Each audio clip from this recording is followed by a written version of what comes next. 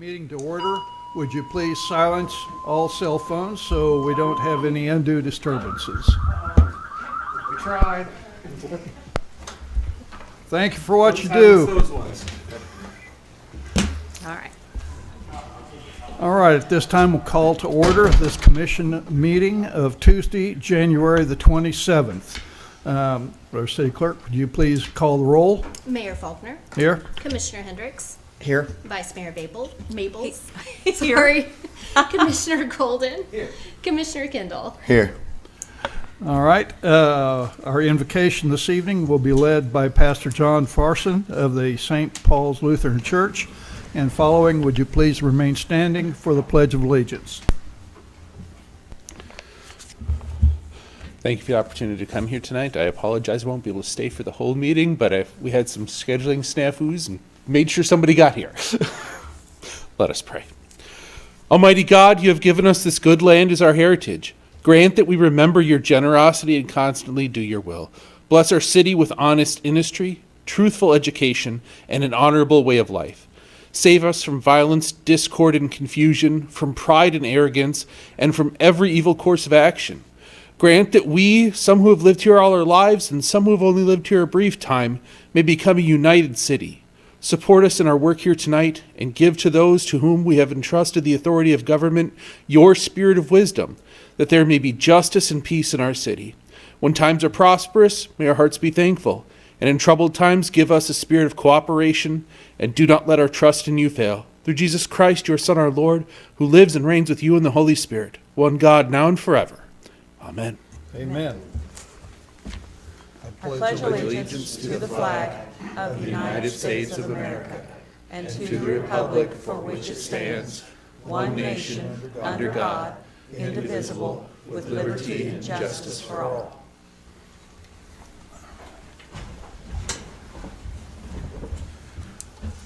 All right, review of the previous agenda. Any additions or corrections? There being none, they're approved as presented.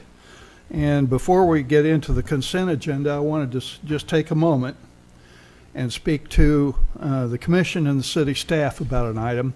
It's called leadership. Okay, leadership, I want to emphasize, is not a position. It's an activity. And I just happen to be the guy sitting here running the meetings at this point in time.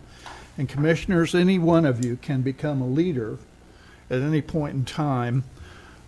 How does that happen? You may have an idea, you may come across an issue that you feel is very important to the city, and at that point you're empowered to contact the city manager and say, I think this is a good idea. Maybe we should put it on the agenda for discussion at the commission meeting. So and then you can have a discussion with the city manager as to whether or not maybe there's something already ongoing in that area that we may not know about that he was getting ready to present to us. But please feel free to do that. And for our city manager, I would also ask that you pass that sort of idea back down to your primary department heads, that if they've got a really good idea, they should feel free to be able to bring it to you for discussion. So with that, we'll go ahead with the consent agenda. First of all, we've already covered the city commission minutes for the previous meeting. And then also, number 2, action to approve negotiated terms and memorandum of agreement extensions with International Association of Firefighters Local Number 265, International Brotherhood of Electrical Workers Number 1523, and International Union of Operating Engineers Local Number 123, AFL-CIO, effective January 1st, 2026 through December 31st, 2028. And also a number 3, City of Coffeyville payment report for January 14th through January 23rd, 2026. And do we need any information on that number 2 on the agreement? Does anyone have any questions on that?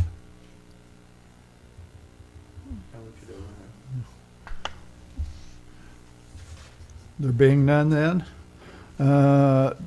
would you give us, would our Vice Mayor, would you give us a report? Highlights? Highlight? Absolutely. Highlight of the finances before we? Sure.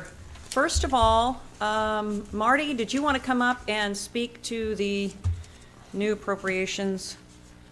We've kind of changed things around a little bit by how we've got it written out, and Marty wanted to speak to a few things before we go over the details. Yeah. So, as we're all aware, we are no longer required to do an appropriations ordinance at every commission meeting.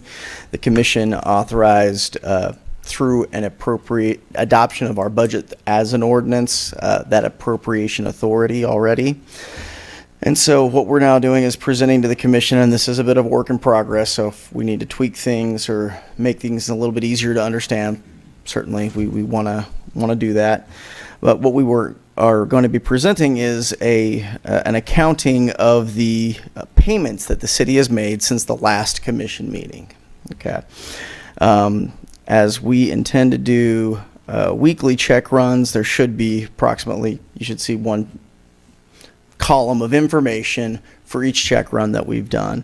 In this case, we've done 3 check runs since then. And so if you are looking at that report, it kind of starts at a kind of the highest level, the vendor level, so what the vendor totals are.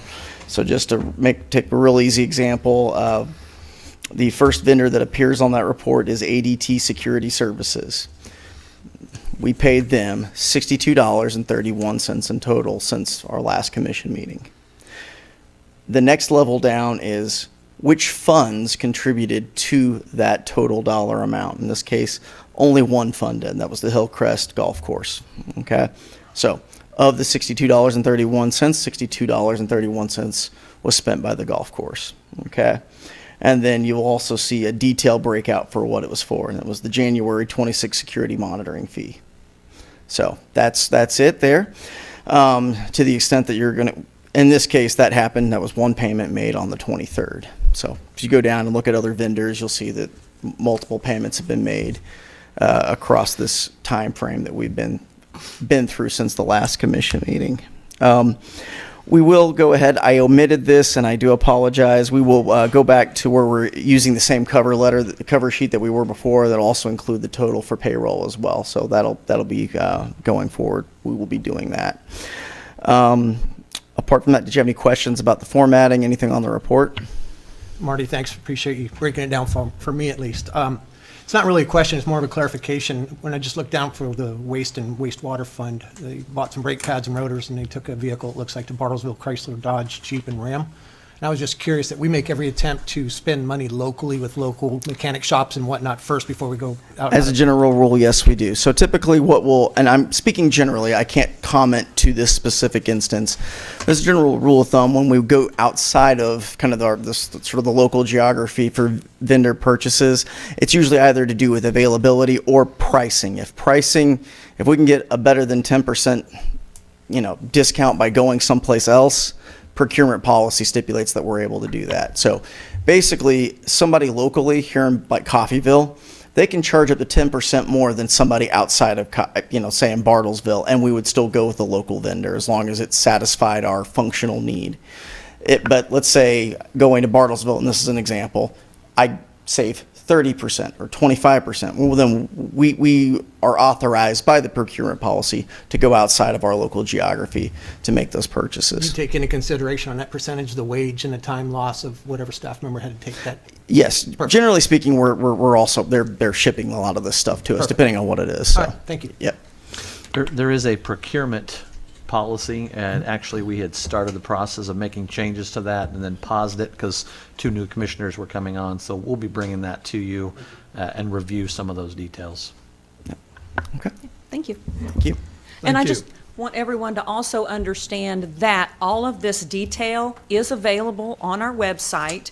If you go out to the agenda meetings, and when they go out there, they need to go to the good reader or one of those that gives all the details, and in this case, it's about 200 pages. It's more than just the overall agenda, it's all of this detail, and that's available every meeting Yes. for anybody that wants to go out there and look at these details. They are available. And all the past meetings stay in the website too, so you can search back. You can search meetings back for years years. and years ago, yes. Yes, yes, so that's all available to anyone who would like to go see that. All right, some highlights. Asplin Tree Company, $17,446.50.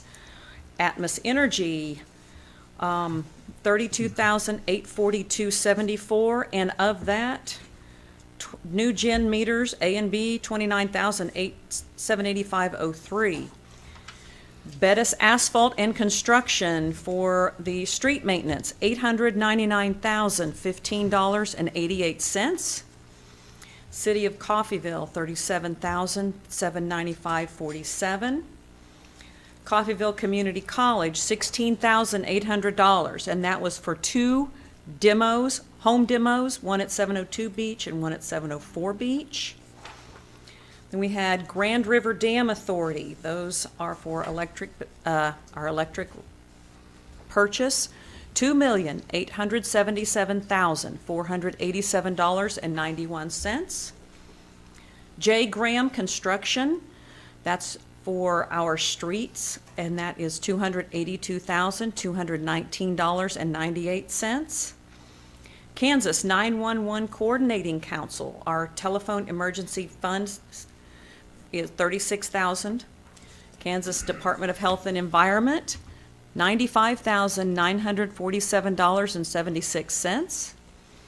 Kansas Department of Revenue, those are sales taxes, $64,825.82.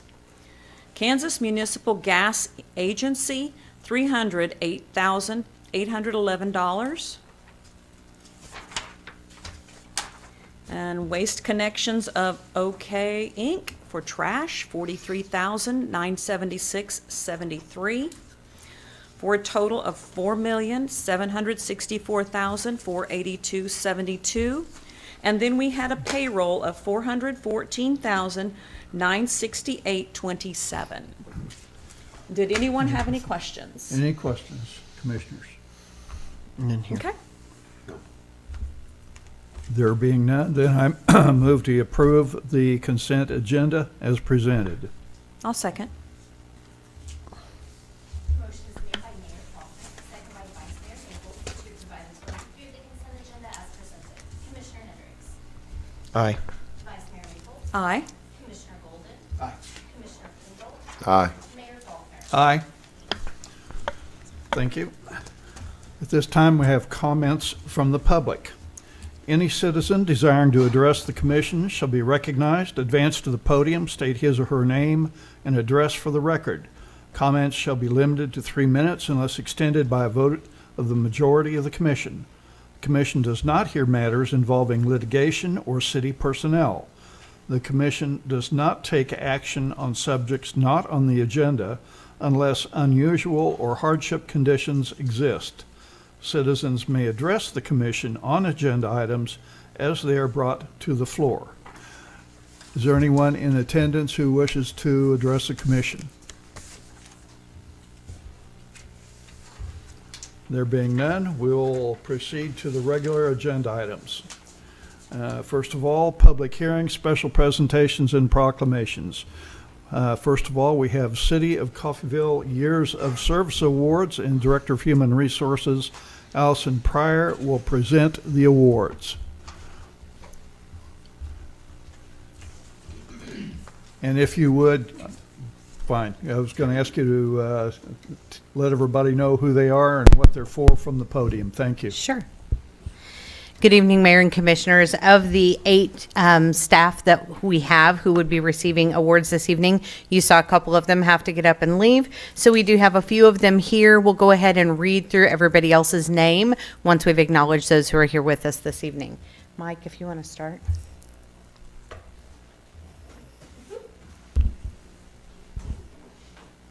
What's the protocol here? Do I just... You're just going to shake his hand. And so This is Lieutenant Tony Cazzo, and Tony has been with the fire department for 15 years, so this is his award for 15 years of service.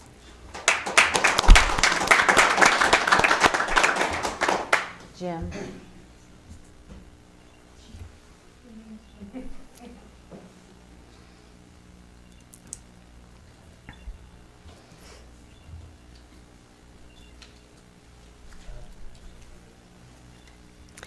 And then the other one that's here with us this evening is Jared Powers.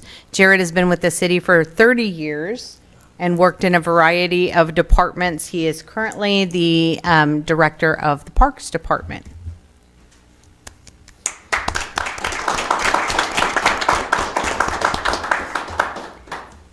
The other staff who are not able to be here this evening who would be receiving their service awards would be Tara Allen. Tara is the pro shop manager at Hillcrest Golf Course. Jesse Moley with the police department. Jesse has just been promoted to lieutenant in the police department. Receiving a 15-year service award, Josh Eubanks from the electric distribution department. Josh is another employee, Josh and Tara both, who have been in multiple different departments now. And so then next is Jason Fessler. Jason's been with the city for 20 years and has worked in the public service department. Josh Meekum, who you saw have to get up and leave with the fire personnel. Josh has been with the city now for 25 years. And then Chad Souls, who's our director of communications in the 911 center, who's also been with the city for 25 years. And I'd like to say that in an environment like we have today in the working world, I find it extraordinary that individuals would remain with any organization as long as these people, as long as these individuals have. And that speaks not only to their dedication to the city, but also a certain, what's the word I'm looking for, dedication to the job. And it also speaks to the supervisors too, because in every single report I've ever read, the number one reason staff tend to leave an organization is because of the way they're treated by their supervisors. And the fact that these people have remained here with this long speaks to the management above them as well. So, Ben, I'd like for you to pass that along as well. It speaks to management. Thank you. All right, next on the agenda is the Coffeyville Area Chamber of Commerce 2025 Year in Review. And the president of the Coffeyville Area Chamber of Commerce, Candy Westbrook, will make the presentation. Good evening, Candy. Good evening. Thank you, Mayor and Commissioners, for letting me come today. Okay, is this the right clicker, do you think? Okay. So, first of all, thank you for letting me come. Every year I come and do a little presentation about what the Chamber's been up to this past year and give a little report. So tonight, though, I'm going to go really briefly and just hit a few things because most of you were able to attend the Chamber dinner where we did talk about a lot of those highlights. So I wanted to instead just hit a few things and then open it up for any questions about things you may be curious about or wanted to know a little bit more about. So, having said that, a couple things at a glance, a couple numbers. I won't hit all of them because I'm going to talk about some of these a little bit later. But we did end the year with 233 members, and actually just in the last few weeks we've added 4 more. We had 25 events with over 4,000 in attendance, and we had 20 ribbon cuttings and about 10,000 visitors into the Condon Bank. Our website continues to be a big source of information. We have several thousand hits on it every year. And again, I'm going to talk about some of these other numbers here in just a minute. Won't go through all these, but just wanted to give you a few pictures because I'm a visual person, so sometimes seeing some of those events and what's happening in Coffeyville gives you an idea of a few things that we do. A lot of events, a lot of grants, a lot of activities, a lot of trips. But I want to hit on a few areas tonight that we do focus on or that we focused on this past year. So economic development being a big part of what we do because we want to strengthen our business community and we want to make sure we're advancing economic development. So a couple things we published this year is we recruited or created a business perspective guide, and I have one for each of you that I'll hand to you in just a minute, just to kind of help recruit new businesses to Coffeyville. We create a builder's playbook, so basically a housing playbook to help those builders and our developers. And then a business recruitment guide so that our employers had something to help entice some of those strong candidates that we wanted to come to Coffeyville. So those were just a few of those things. We served on a daycare coalition so we could launch the new wonderful ABC 24-hour childcare center, helping to just fill that gap with our shift workers. Gave out over $11,000 in storefront improvement grants and had over $20,000 in sales revenue in shop local events and services. People and places is important for us because we really want to make sure that we're connecting those people and helping our places. And so one of the things we did this year is we launched a feasibility study. It took us a few months to review and whether decide if we were going to build an event center, which was a pretty good undertaking. More to come on that. It's kind of on hold for the moment, but looking into that. And then, of course, just collaborating and supporting our downtown improvements and community events. We worked on some targeted campaigns for tourism and to help grow that. And I'm going to talk about tourism in just a minute. But just really, like I said, trying to help our community pride and connecting all those businesses, those places, and those people. Big thing was, again, supporting our businesses and our workforce. So this year we had about 150 connections with job opportunities with our employers.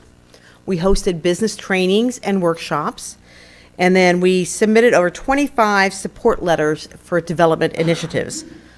Overall, our goal was just championing kind of job growth. That was a big thing for us, as we really want to continue to support job growth here in Coffeyville. I mentioned tourism a little bit ago. So again, we're excited about this area. We hired a new tourism director about a year and a half ago and already doing some wonderful things. We had about 10,000 visitors into our Condon Bank and 12 different countries represented. At the beginning of the year, we worked on a major multi-state marketing digital campaign. We had over 1 million impressions, and we doubled our social media campaign or following.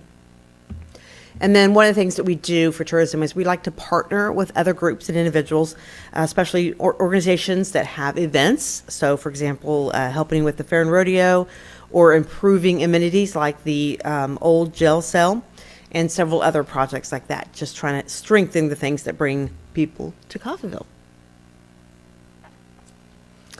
And then a really big part of our job really is collaboration, because we are a small chamber, small amount of staff, and a small budget.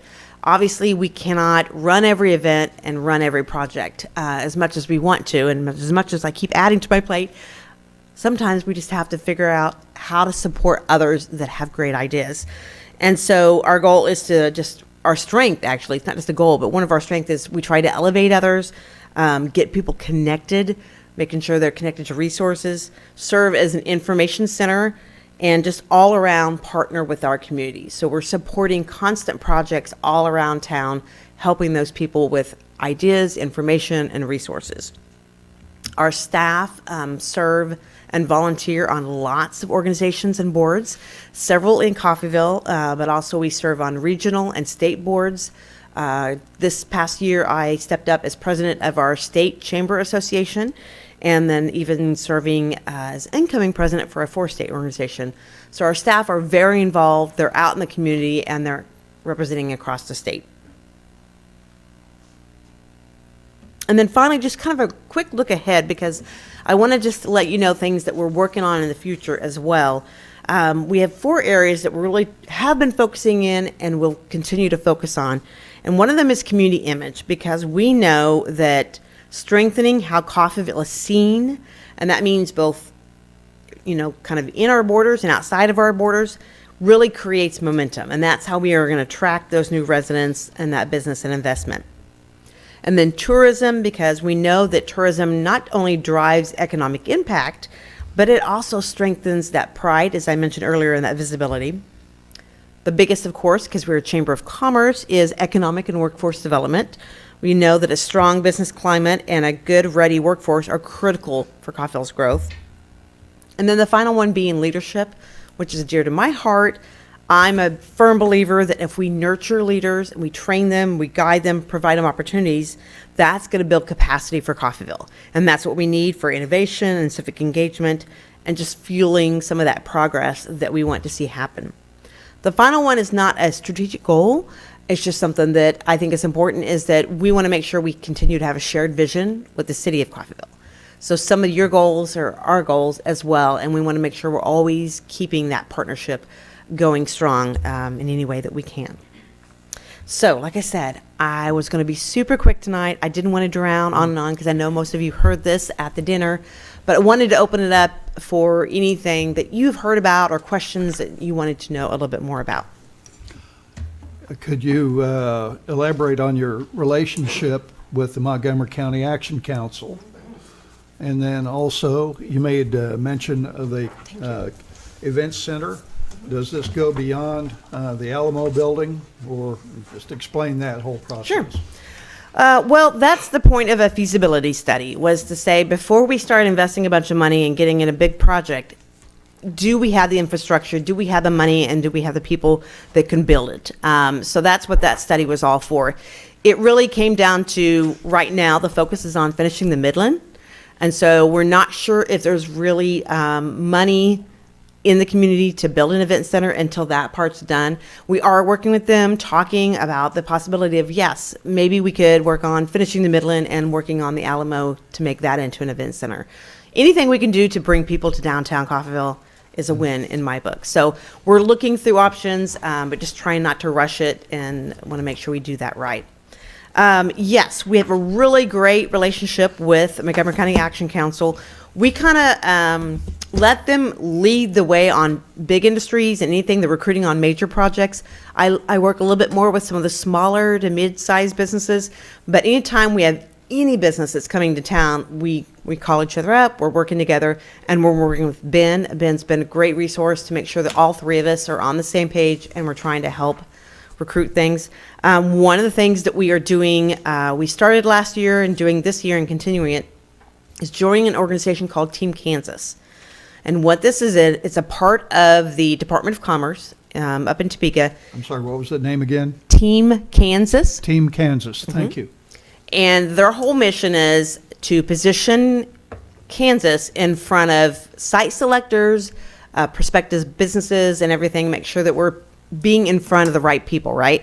This year, there is a group of site selectors coming into Southeast Kansas, and we wanted to make sure Coffeyville was one of those stops. So we joined that Team Kansas initiative and helping them and trying to just making sure that, you know, like I said, we're at the top of that list. We want them to come here before any place else. So that's something we've been working on as well. Kind of related to that real quick, I will say another thing that we do with MAC and with the city and with the chamber, it's not just about recruiting businesses. Sometimes it's more important just to retain the ones we have. There's a lot of wonderful businesses we've seen expand and grow in the last few years, and that's because of support of Coffeyville and all those people working together. And so one of those, for example, is we're trying to work. It's hard. I don't know if we're going to be able to make the progress we want, but trying to get Sherwin-Williams to stay here in Coffeyville because they announced that they are closing. That is something at the corporate level that we can't control, but we're doing everything we can to try to support and keep them here. All right. Recent conversation with the director of the MAC. Understand we do have several, I'll use the term shovel-ready, site-ready locations at the industrial park. So That's another I hope thing. you're able to bring something there. That's another thing that puts us at the top of that list when it comes to those site selectors coming to Kansas and looking at us. They're looking at places that are already ready to go. If they got to spend more time to get a field ready to go to build something, that goes, down on the list. So all the work that MAC and the city did to make sure that those are what you call shovel ready really does position us to have a little bit more foot in the door when it comes to those projects. I know of several that are in the works, and we We can't talk about them, obviously, but some good things that I think are coming down the pipeline that I'm hoping. All right, thank you. Yeah. Commissioners, questions? Just a comment, Candy, thank you. As a somewhat active in our community family, I just want to say thank you. We see you. You've got a dynamite staff, and we've only been here 5 years, and we've watched your staff grow Yeah. and get involved, and you've got a wonderful team, so. We from- do have a from- wonderful team. I From love our them. standpoint, as a citizen, we see what you do, so thank you. very much. Thank you. Kenny, I'd like to, you mentioned Team Kansas, but what other interaction do you have with our state reps or state senators or even Yeah. all the way up to the governor level? So that's something that we this year have as a strategic goal, is to be a little bit more aggressive in how we work with our representative. We've always had great relationships with them. We've got good representatives, and so they're really good, caring people. Had great relationships. We go to Topeka several times a year, but this year that's something that we're being a little bit more strategic about. We actually have a what we call a legislative agenda that we've shared with our representatives to say, these are the things that we think are important for you to do in Topeka to help our business climate, because that's our goal, is the business climate. But we work on other things too. In fact, next week, Ben, Montgomery County Action Council, myself, we've got college and school board and several other community leaders are going to Topeka to spend a couple days, breakfast, lunches, social hours, you name it. We're just bombarding them with a chance to talk to us. And then we'll be back again just a few weeks after that to meet one-on-one with them. So we work really closely with them. Sometimes the only thing that I think we need a little bit more of is our community to say, these are things that are important to us, and tell us, so that when we're having those conversations with our officials, we can say, hey, this is what Coffeyville keeps saying over and over again. Make sure this is a priority. So local officials, state officials, and then we do have we're working, but we have a pretty good relationship with Senator Moran and Derek Schmidt. So, Good.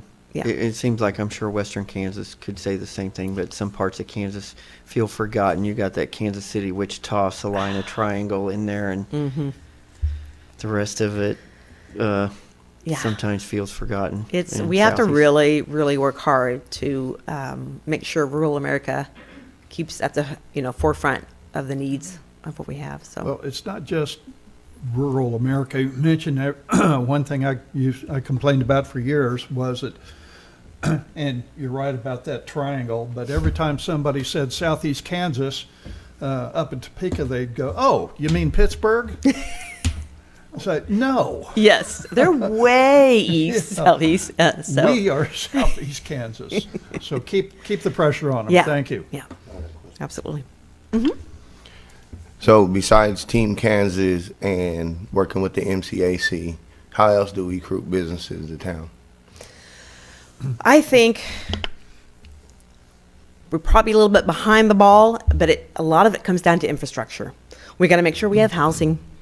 We got to make sure we have amenities. We got to put the things in place that recruit people that want to live here and people that want to do business. I think we've got a good culture, a business culture. Every business that's moved to town has said, wow, like people care. And if I have a question, if I have a need, the city, everybody's willing to jump in and help out. So I think we've got the right people, but now we have to have the infrastructure. So some of that's in tandem with recruitment. But the hardest part, is always that recruitment, is how do you get the word out there into the middle of America. So the best thing is just making sure that we're responsive as well. I know when Mac gets a call or I get a call from a prospective business, it's immediate. We have to act on it right then. It's just immediately going, okay, let me get the information. Let's, take those calls. Let's connect. So, but to me, and I'm just one opinion, it's just, goes back to making sure that we have housing, that we've got, the amenities here, that we've got the infrastructure. So, Well, you talked about amenities. It's one of the reasons we approved to fix the tennis courts. Those are things you have to have. The town has to believe it cares about itself. Well, you I know, don't think and you people put it- realize how much the walking trails and additions to the park recruit a family. Those are the things people want in a city Yes. of any kind. yes. And those walking trails and the park improvements, somebody's going to come in and say, oh, they care about kids. Right. Or they care about, this little things. I mean, the Little dog things, and parts it's- and yeah. whatever, They have that. we want to recruit that younger generation. We do. And so we have to And have those amenities. Those are things those people want in a city. And even if we're small, if we have those things, it's going to be very attractive to them. And I've said this both times I've been on commission, is that the goal is you want people to want to move here, and you want people who already live here to not want to leave. Right. And Exactly. with those, companies will also want to locate here. I would say if they would just take 5 seconds to make a phone call or talk to somebody, they're sold. Our biggest enemy is sometimes our own Complacency. selves. We don't realize what we have in our own backyard. But the other one is just online, and that's a harder thing to fight. Google is sometimes our enemy because people see, something from the flood or something from 20 years ago. And so those things are a little harder to fight, is all those statistics and random things. But, once they get here, I'm telling you, I can't tell you how many times a new person said, wow, I had no idea. You have a lot going on here.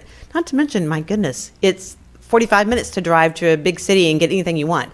But then you get to come back to a small town Well, and be you don't safe. have to drive in traffic to get You don't have to there. drive in traffic. You come back home. It's safe. It's quiet. Exactly. So yeah, Another a lot of battle good we things. fight, we see it in driving through Kansas City this week. I saw it as companies continue to want to locate in the metroplexes, that just keep getting bigger and bigger. Dallas, Kansas City, Oklahoma City.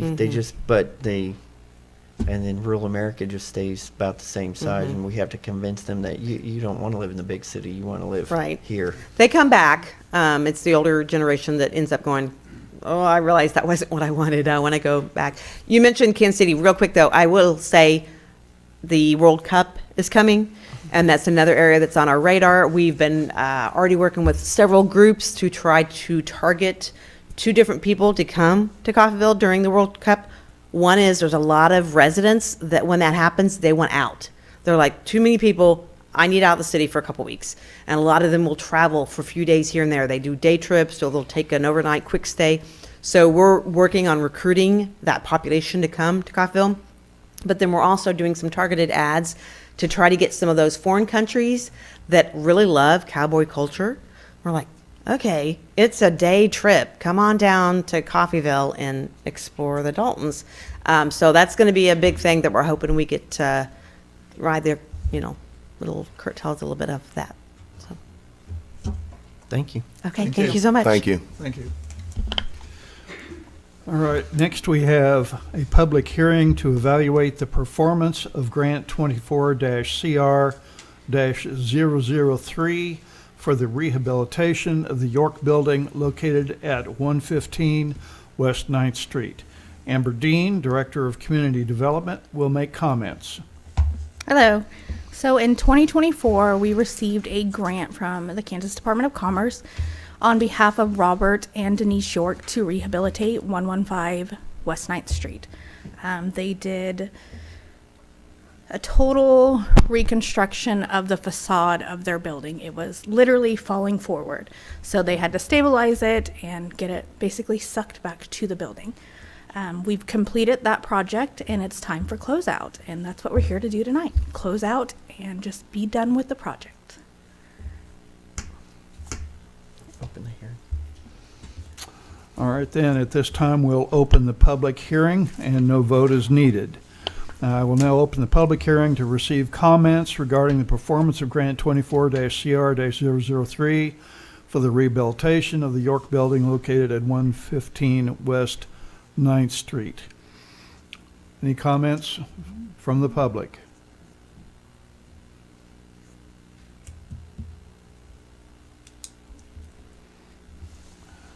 All right, there being none, I will now close the public hearing. Perfect. Thank you very much. Thank you. And we have a motion now to approve the closing of the CDBG grant 24-CR-003 York Building Rehabilitation, and authorize the mayor to sign the closing documents. And I move to approve. Second. Motion is made by Mayor Faulkner, seconded by Commissioner Hendricks, to approve the closing of CDBG Grant 24-CR-003, the York Building Rehabilitation, and authorize the mayor to sign the closing documents. Vice Mayor Maples. Aye. Commissioner Golden. Aye. Commissioner Kendall. Aye. Mayor Faulkner. Aye. Commissioner Hendricks. Aye. Thank you. Thank you. Thank you, Amber. Thank you. And there being no old business, we will now move on to new business. First on the list is Resolution R-26-02, a resolution to authorize a change order and increase the purchase order amount to J. Graham Construction for the replacement of steam plant roof sections at 605 Santa Fe for the City of Coffeyville Electric Utility. Director of Electric, Chris Weiner, will make comments. Chris? Before Chris jumps in, I'm sorry, I have to sneak out. I forgot to say one more thing. Kudos to all of the public works and all of the city crews. Did a wonderful job during this winter weather, and I just want to say thank you very much. Tell them thank you.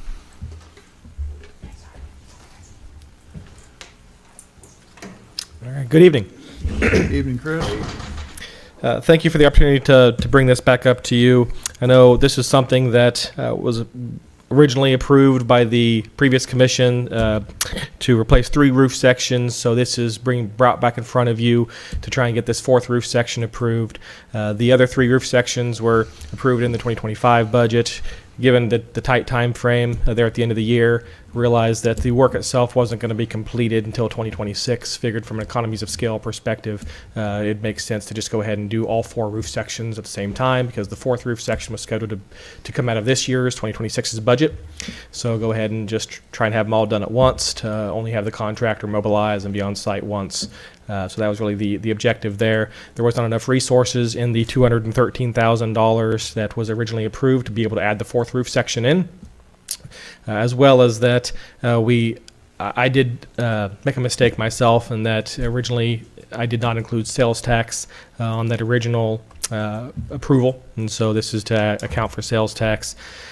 The electric utility is somewhat unique in that we're somewhat split on whether we pay a sales tax or we don't. The city at large typically does not pay sales tax, but the electric utility does have to pay sales tax for anything that is not directly involved in generation. While this is the roof over a generation power plant, it is not directly involved in the producing of said electricity, so we do have to pay sales tax on that. So I do apologize for myself overlooking that when I brought this in front of the commission a few months ago.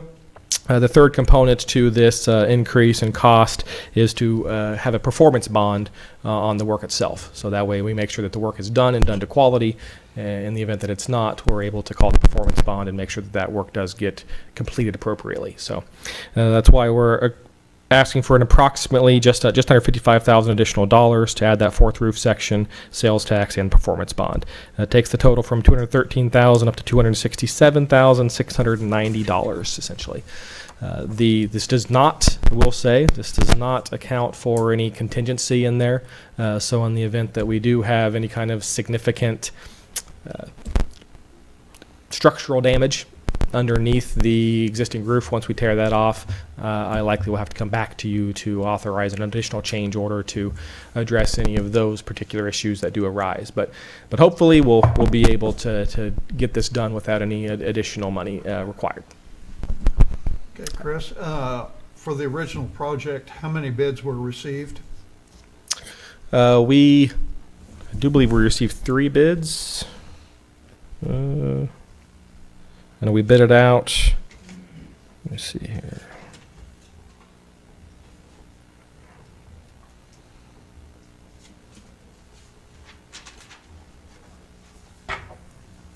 We had J. Graham Construction.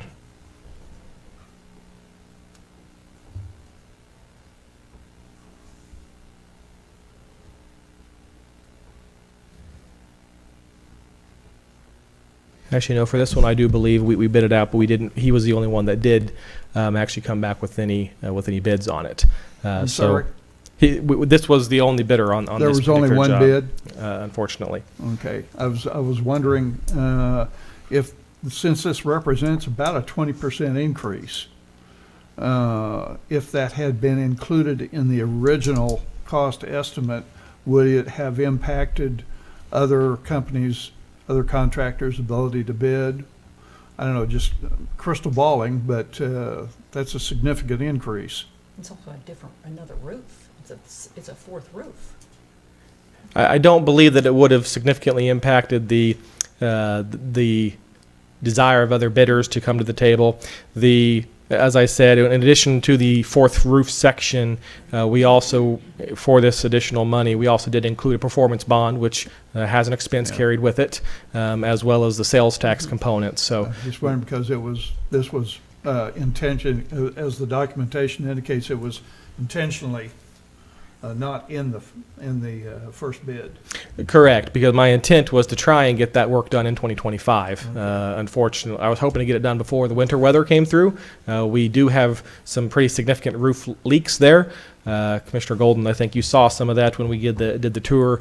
It was raining on us inside the plant when we were looking at the facility. So, Okay. Commissioner Kendall, when you come Friday, hopefully you'll get to see a good chance of the plant. But I was hoping to get that done in 25. Unfortunately, did not succeed in that endeavor. So now we'll try and get it done here in 26 before obviously the next round of winter. All right, thank you. So this amount would have been what the roof costs, whether we did the stuff in 25 or the other one in 25 or 26, right? Correct. That's- We yeah. did get all 4 roof sections bid originally, so that way we could understand what we needed to budget for the project, and the Okay. bids did not change. He honored his original bid amount, and so nobody else bid on any of the roof sections when we did put it out initially for four roof sections. Even though we made the decision to only go 4 or 3 in 25, we had went ahead and solicited bids for all 4 roof sections, and he was the only bidder. Okay. All right, thank you.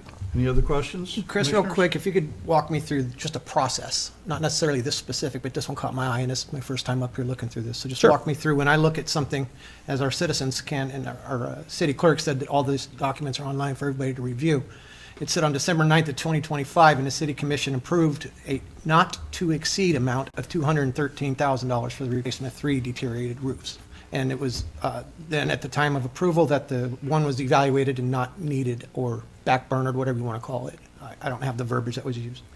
Can you walk me through the process of how many times is it voted on not to exceed and then brought back and, well, we need to exceed, if that makes sense? You know, just in a general thing, and then maybe tell me exactly why, or tell the folks watching, I know why that's so important to have that plant up and available. And a lot of the people, I had no idea until I took that tour.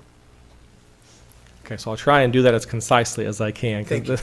But the original point on why we came back, as I mentioned previously, just originally you had approved this body had approved a $213,000 expense to replace those 3 roof sections.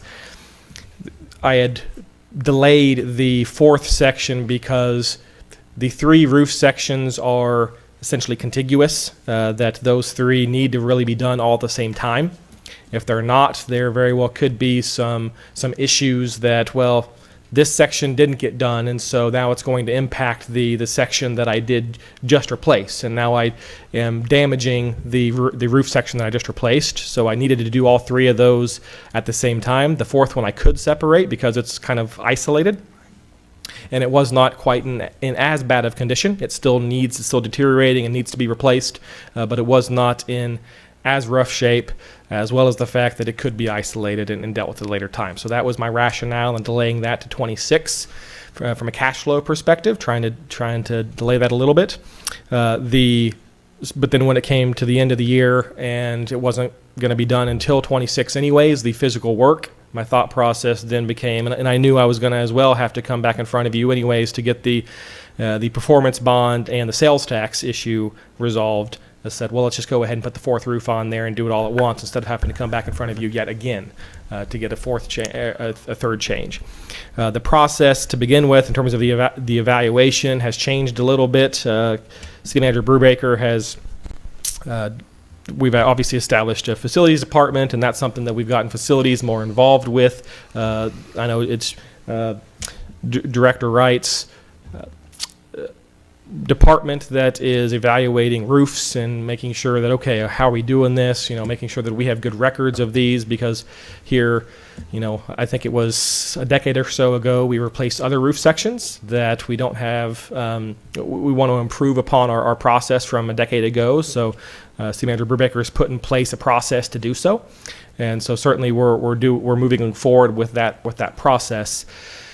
To speak to the value of the plant and needing to get this done, these power plants, that one in particular, brings a tremendous amount of value to the city, that we're able to have capacity that you have to have when you are providing electricity to a community, whether you are a city-owned power utility like we are, or a investor-owned utility, or a cooperative electric utility. Everybody has to have this power capacity, which is essentially the ability to have the outlet, and then when you actually plug into the outlet and take energy from the outlet, they're two very different things. And so you have to have the ability to have the outlet essentially, and have the transmission capability. And so that's what this power plant provides us. Both these power plants provide us with that, which saves us a lot of money. We get paid to just have those sit there. So it just sits idle and we're paid. If it just sits idle, we are paid. The city is paid. The community is paid for that. So that's something that we are in the process of meeting with GRDA, who we've actually purchased a good chunk of our power from. Right, real quick, not to interrupt that part, but to stay there, if we're not able to produce that power, are we fined or penalized? We are. So when we have these power plants, we are expected to be able to produce the power that they are capable of, and when we are unable to do so, we end up getting penalized for that. And that makes, then we have to go and buy that power that we otherwise would have been generating, and then we have to we also lose our capacity payment. That is what we get for just sitting idle and being available. So it becomes very expensive. And for instance, this weekend with this winter storm, power prices were over $300 a megawatt hour, which is about 10 times what they normally are.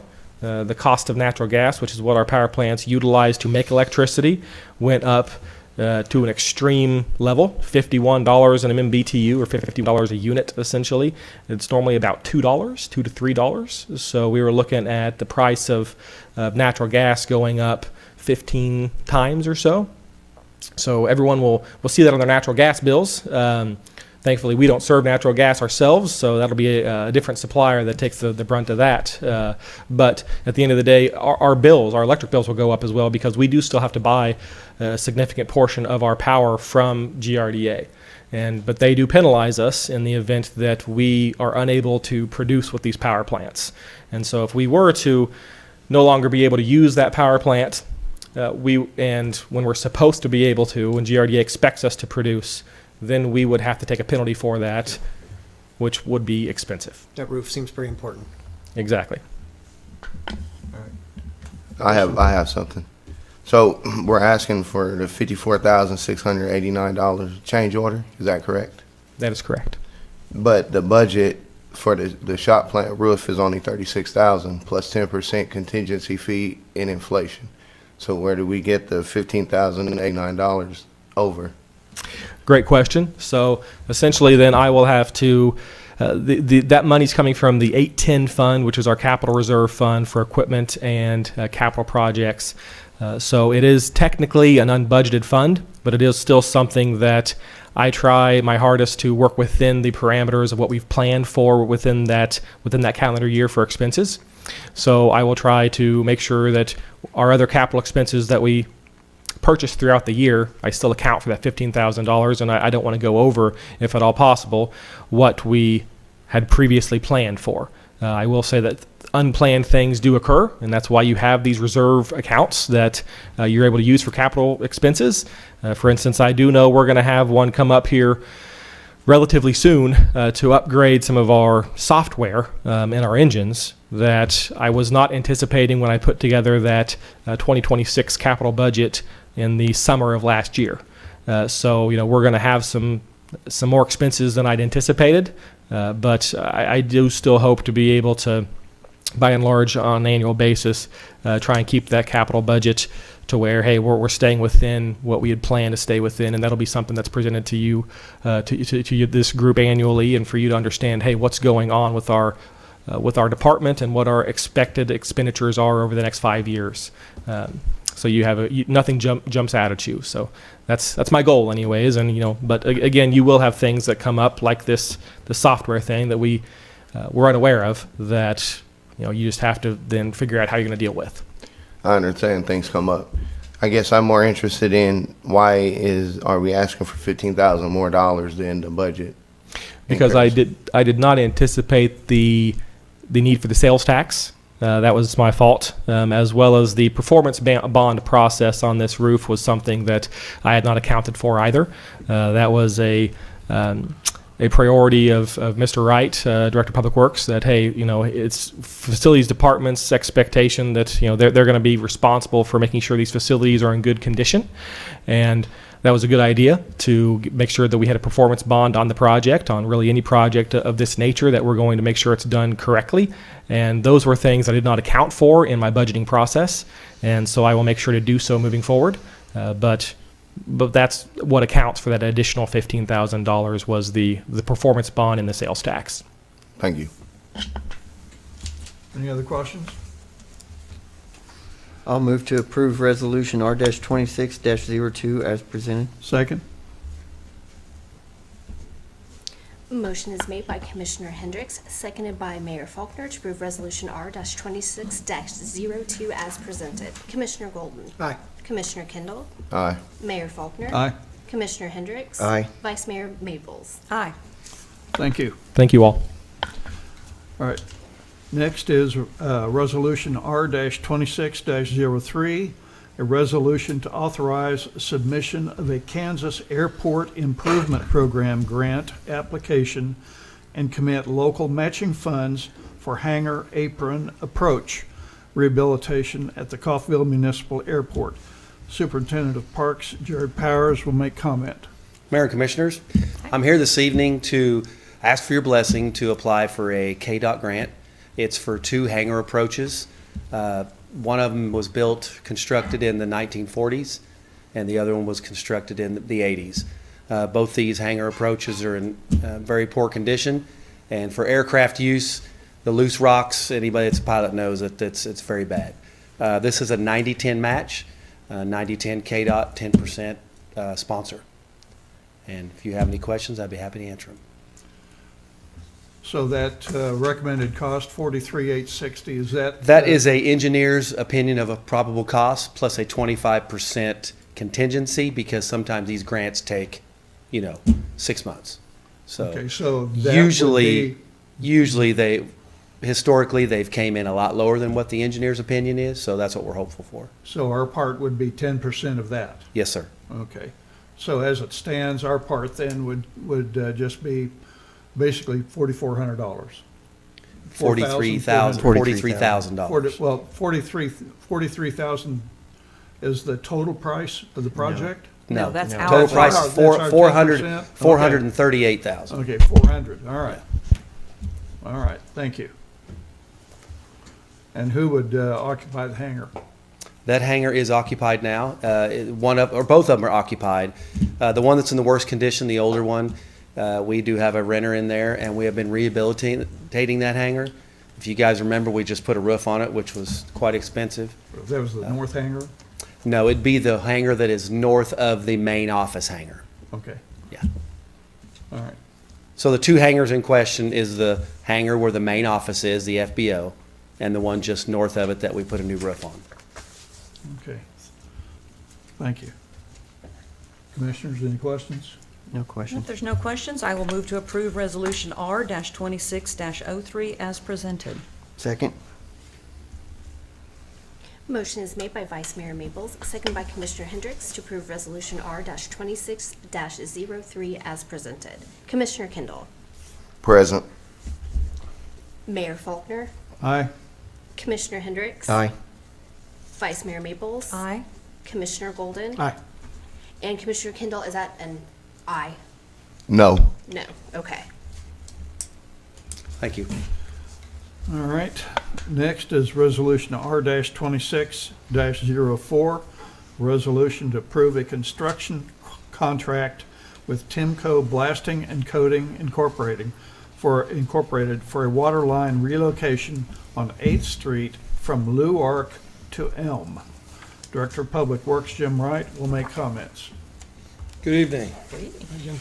That's kind of basically what it is we have got a grant to do some asphalt work on 8th Street.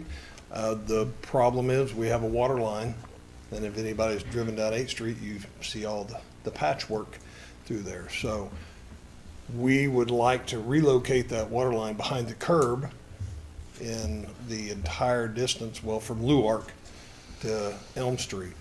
So that's what this contract would be doing. It's for $3,290,367 to relocate that water line. What kind of disruption will that mean for businesses and residents along the route? There will be disruptions. It will be ugly in some places. They're going to do quite a bit of boring. They'll have to bore underneath the road several times on 8th Street. I believe in the bid section, got 2,463 feet of horizontal drilling for 1 inch diameter line. That's going to be the service lines going under the road. There's going to be 6,337 feet of horizontal drilling, installation of an 8-inch line. So some places there'll be open cut. Everywhere where they're making a tie-in to a water line that crosses or where it loops in, they'll have to dig it out and have that. So every time where they do a horizontal bore, they will have to dig on both sides, one side where they start, the other side where they end, where they tie it in. So not going to tell you Are we going to have to close off sections of 8th Street? I don't believe we're going to close off any sections of 8th Street. We're going to keep them maybe temporarily for a day where they make a tie-in or something like that. I'm not going to tell you they're not going to do that, but we're not anticipating them closing it for any major length of time. If they do have to close it, where would the detour run? Probably just to 9th Street, just around, it'd just be in one block at a time if they was going to do anything like that. Yes, sir. Jim, at any given time, how much downtime for lack of water would any one customer, residential or business, have? What they'll do is the way they've done it in the past since I've been here, this is a learning experience for me on dealing with the water. They will get the line put in, probably put it in sections. They will test it. They will clean it. They will get their test results back from KDHE. Then they will make the tie-in and open up that section. So people will be without, for as long as it takes to make the tie-in, no one will be without overnight. Thank you. So, That was my concern. okay. But it will be messy. It will be ugly. Do you know time frame for start to finish? Is this like 3 months or 6 months or? Start time? I don't.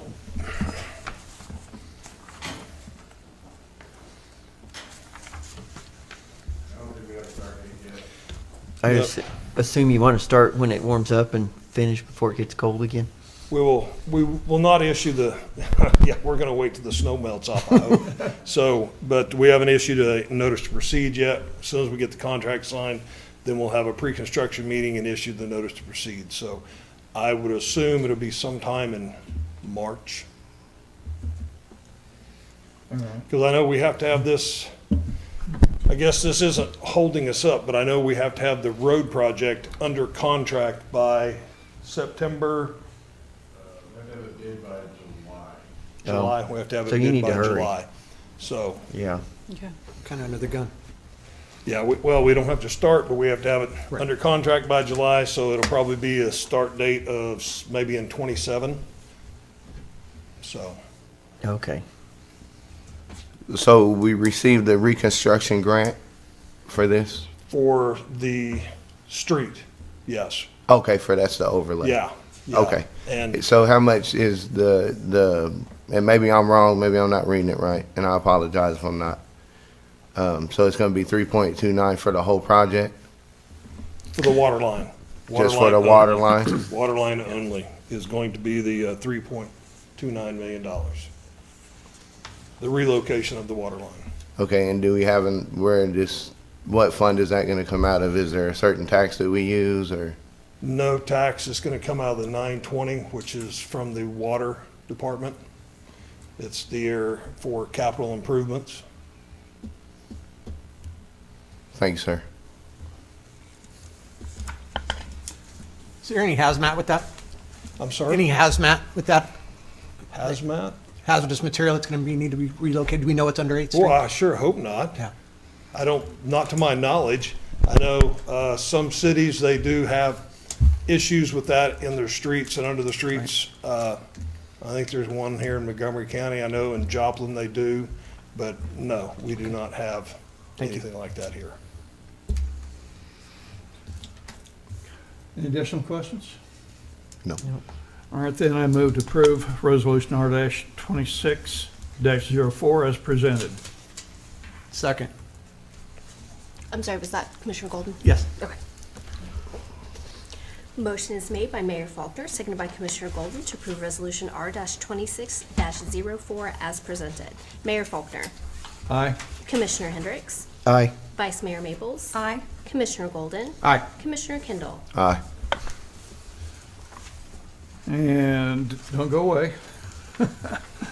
Next is Resolution R-26-05, resolution to approve a work authorization agreement with Alger Martin and Associates Incorporated for construction, engineering, and inspection of a waterline relocation on 8th Street from Luark to Elm Street. Director of Public Works, Jim Wright, will make comments. Same project, just the engineering firm to do the inspections on the project, be there when major events are happening, verify everything is done correctly, so we don't end up with a bad product. It is a not to exceed, I believe, it's the contract ceiling is $130,000. So that would be, So they're to QA the project, basically. I'm sorry? QA the project? Yes. Okay. I was going through the list, and I guess my question is, does Timco know that there's another company that's going to be looking over their shoulder to make sure they're doing the right thing? Yes. Yeah, Are they- any large project like that, they're gonna have an inspection service, wouldn't necessarily be an engineer on site, but someone who is well-versed and experienced in all the projects, every project that we're doing currently, with Bettis on Buckeye, and West Sixth and West Seventh, we had an engineering firm there doing inspections, same way with, the streets around the hospital right now. We have an engineering firm, they have someone there that's there constantly with them. Okay, so verify. Timco doesn't have a problem with this? No. No, all right. I just can't imagine any company doing the kind of work they do, because in their resume, they have been performing a lot of work down in Oklahoma, some very large projects. They So, probably have it on every project. Yeah. Okay, thank you. If there are no other questions, I will move to approve Resolution R-26-05 as presented. Second. Motion is made by Vice Mayor Maples, seconded by Commissioner Hendricks to approve Resolution R-26-05 as presented. Commissioner Hendricks. Aye. Vice Mayor Maples. Aye. Commissioner Golden. Aye. Commissioner Kendall. Aye. Mayor Faulkner. Aye. Next is Resolution R-26-06, a resolution to approve construction change order number 2 with Bettis Asphalt and Construction for the 2025 Street Improvement Project.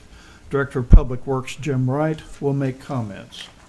This is one of the projects I just referenced earlier, Bettis Construction. They did the work on West First Street, the overlay, the mill and overlay, also on Buckeye, Stark, Woodland, also West Sixth and West Seventh.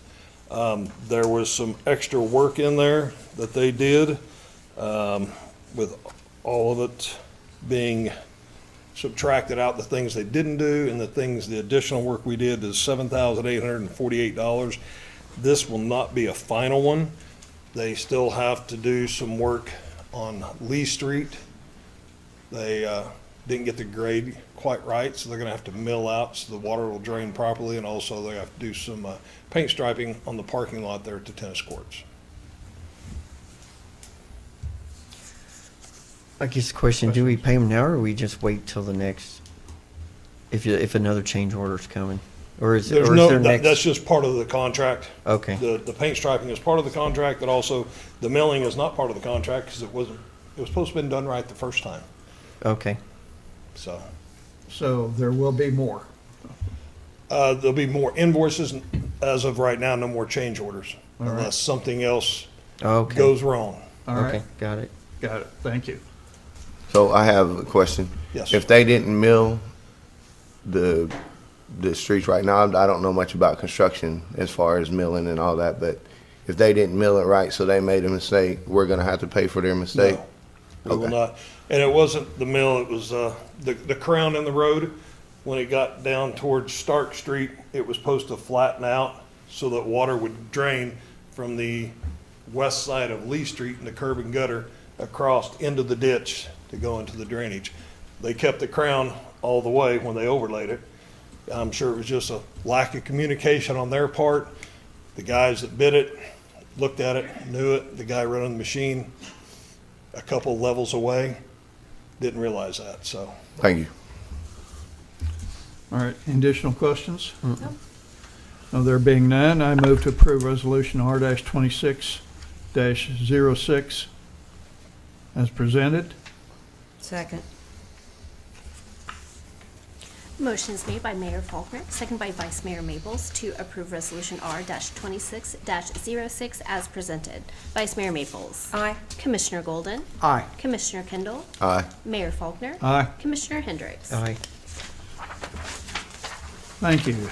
Next is action to approve the high-risk urban program contract between the City of Coffeyville and the Kansas Department of Transportation, and authorize the mayor to execute the agreement. The Director of Public Works, Jim Wright, will make comments. This is a new program that KDOT has ushered out. I know with the county, they had high-risk rural roads. They've been doing that for 10 years. This is something they have started issuing for the cities. And this program is to enhance stop signs, stop bars, warning signs for intersections. And we applied for this. This is they pay for the entire amount, approximately $65,000. Only thing is we have to install it and maintain it. So there is 1, 2, 3, 4, 5, 6. I think there's 10 intersections. We're getting larger stop signs. They'll be giving us stop bars to put down. So, Can you explain the stop bars? stop bar, it's paint. It's not paint, but it is, help me out, Thomas. There we go, thermoplastic. Put down, we'll heat it up, and it will bond to the road. Also, there'll be some warning signs for stop ahead. I think probably, go ahead. You had a question? Yeah. Those are very long lasting. We're not gonna have to be replacing these in 5 years or something, are we? We have to keep them in place for 3 years. No, I mean, I don't mean we have to keep them in place. I'm saying, are these gonna be good for 20 years? No. Yeah, it'll last through their grant requirement. We can go back and paint.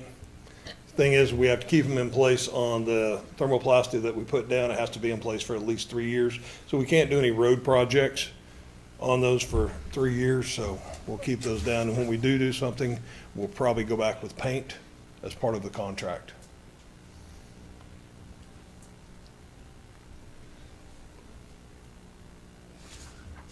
I was Okay. looking at that list, and I was glad to see that one, Fourth and Grant, because I've had several people that live along there on Grant Street that have complained for years about that basically turning into a drag strip from time to time. There's so much high-speed traffic with vehicles on Grant, so whatever we can do to slow them down is good.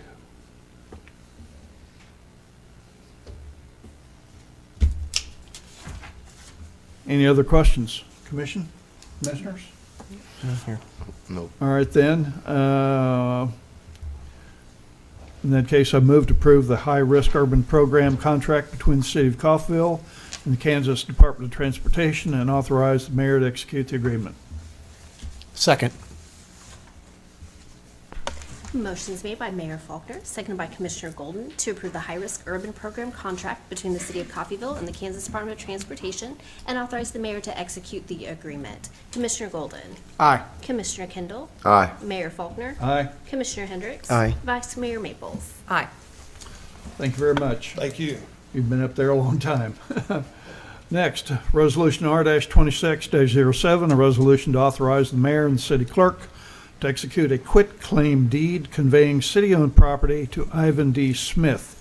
Director of Community Development, Amber Dean, will make comments. Hello again. We own a property on the northeast corner of County Road 5300 and County I'm Road. sorry? Northeast corner of County Road 5300 and County Road 1800. So we own this property, and Mr. Smith approached the city wanting to purchase this property. So I reached out to our utilities to find out, is there a reason we own this property out in the middle of the country? There's an electric line that goes through it. We want to maintain a utility easement, 25 feet on each side. Outside of that, there's no current need or future need for this property. And he made an offer to purchase it. How did we come by that piece of property? You know, I couldn't tell you, honestly. It was deeded over to the property a while ago. Paul might be able to answer this question. Yeah, I think when the transmission line was built for the fertilizer plant at the time, when the city acquired that piece of property, maybe through eminent domain, maybe through just negotiations, but we've had it a while. Is this south of the Walmart? Yes. Yeah. Yep. So, So it's in the county. Yep. yeah. Okay, so we won't have anything to do with any kind of rezoning. They'll strictly be county. It's all however they want county. to deal with it. Yep. Okay, all right, thank you. The only other question I had was basically, it looks like we're rough order of magnitude selling it for about $1,000 an acre. Yep. All right, That's what he offered, so. all right, okay. All right, if there's no other questions, I'll move to approve Resolution R-26-07 as presented. Second. Motion is made by Vice Mayor Maples, seconded by Commissioner Hendricks, to approve Resolution R-26-07 as presented. Commissioner Kendall. Aye. Mayor Faulkner. Aye. Commissioner Hendricks. Aye. Vice Mayor Maples. Aye. Commissioner Golden. Aye. Thank you. Okay. Next is Resolution R-2608, a resolution fixing the time and place for hearing before the governing body of the City of Coffeyville, Kansas, at which time the owners, agent, any lien holders of record, and any occupant of the structure identified in this resolution may appear and show cause why such structure should not be condemned and ordered repaired or demolished as a dangerous or unsafe structure, and providing for notice of the hearing in the manner provided by KSA 12-1752. Director of Community Development, Amber Dean, will make comments. So this is the Brown's Furniture Building downtown. It has been an ongoing issue. We've had glass fall out of the windows, bricks fall on the sidewalk, glass is just continually breaking and not being repaired. We've been trying to work with the owner to get him to make the repairs, and it's just not happening. We've had to put up fencing multiple times to protect the safety of our citizens on the sidewalk, and this is the next step of trying to get him to move and make some repairs on the building. So we just need to set a hearing at this point. Is there any communication with the owner? Yes, we've had communication via letters, phone calls, emails. So if I understand, this is the next step into either him getting down to get it fixed or the condemnation Yes, or we could abate the problem ourselves at that point, whatever the commission decides. Thank you. I noted in your documentation that the property tax hasn't been paid for 7 years. That is correct. And has this property been up on the sale list on the by the sheriff's sale on the courthouse steps? I don't believe it has, but I think it would go at this next sale. All right, That's right. all right. If no one buys it, and I would assume at that point no one will, does the owner have you received any kind of indication that the owner has any intent in repairing the structure? No, so this is the building that the city has tried to work with to get a business in. We've had people make offers on the building to try and purchase for other reasons. We have offered to Yeah, purchase it we've as made well. offers and there's no movement from the property owner on it. This So will we're- force some kind of We're left movement. with tearing it down? No. No, No. No. No. doesn't have to be torn down. Doesn't That's have to. one of the options. That's one of the options. All right. All right, so this is just for the hearing. Yep, this is just for the hearing. All right. Any other questions? Any other questions? I'll move to approve resolution R-26-08 as presented. Second. Motion is made by Commissioner Hendricks, seconded by Vice Mayor Maples to approve Resolution R-26-08 as presented. Mayor Faulkner. Aye. Commissioner Hendricks. Aye. Vice Mayor Maples. Aye. Commissioner Golden. Aye. Commissioner Kendall. Aye. All right, next on the agenda, Resolution R-26-09. A resolution to approve a memorandum of agreement between the City of Coffeyville, Kansas and MTI Commercial Construction LLC for a downtown housing redevelopment project. Director of Community Development, Amber Dean, will make comments. So MTI is proposing a downtown redevelopment of 709 South Walnut. He's proposing to put 10 units in this building and then up to 30 units downtown. This MOA is just an agreement that says that we have committed up to $600,000 as an incentive. We did include a provision clarifying that the incentive payments are contingent upon the city's receipt and availability of the designated housing sales tax revenue. So that has been included in the MOA as well. This is just the formal approval of our letter of intent that was approved a few weeks ago.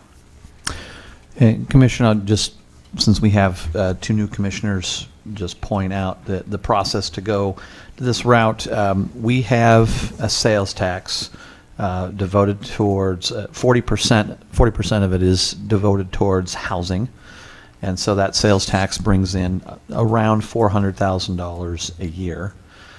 This project is committing $200,000 a year over 3 years, with a price point per unit, and there are stipulations within there of has to be delivery of. We don't just hand over that money, so they have to show, they have to complete those projects.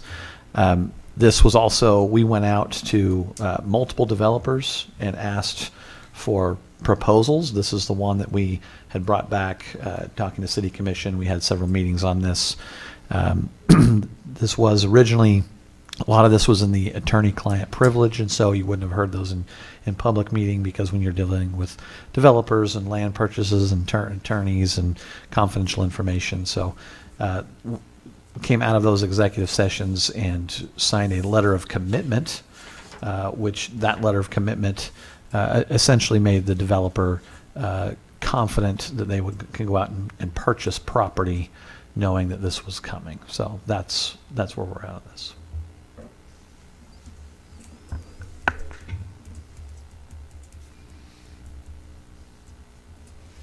So did you say 9 units in the first building? 10 units. 10 units in the first building. You know how they're planning with those units, that that's going to be, I think I heard earlier this morning, possible condominiums? Is that what's, Not in this building, in the other potential buildings, yes. what's slated for this particular 10 units? Apartment, Rentals? yep. Thank you. So the issuance of certificate of occupancy, who does that? our building official Okay. and our fire department. Okay. And this is MTI Commercial Construction, correct? Yes, Out of Arkansas. yes, And their corporation group is MTI Consulting Group, LLC. yes. Okay, I was just making sure it was the right one that I got. Yep. Thank you. Any other questions? Nope. All right, then I move to approve Resolution R-26-09 as presented. Second? Motion is made by Mayor Faulkner, seconded by Commissioner Hendricks to approve Resolution R-26-09 as presented. Commissioner Hendricks. Aye. Vice Mayor Maples. Aye. Commissioner Golden. Aye. Commissioner Kendall. Aye. Mayor Faulkner. Aye. Thank you. Next, Resolution R-26-10, a resolution to approve the artist pool for the electrical box mural project associated with the Kansas Department of Commerce Transformation Art for Public Spaces grant and authorizing project implementation. Director of Community Development, Amber Dean, will make comments. So in 2025, we received a grant award from TAPS. It's a $10,000 grant to support creative placemaking in downtown beautification. So downtown, we have 10 electric utility boxes that has faded art on it that was painted quite a few years ago. And so we are looking to upgrade and just enhance those murals. So we put out a call for artists to have local citizens submit, oh my goodness, I lost the word, submit proposals on what they would like to see on these boxes and what they would like to do. We had a total of 10 artists submit, and we are looking to approve our pool of artists.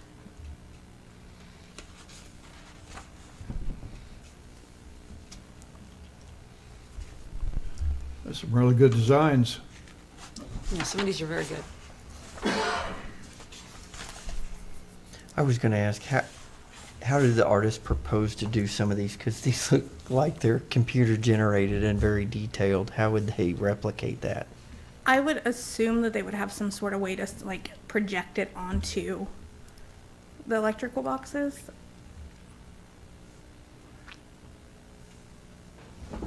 Might be something to ask that you get what you was intended. Yes.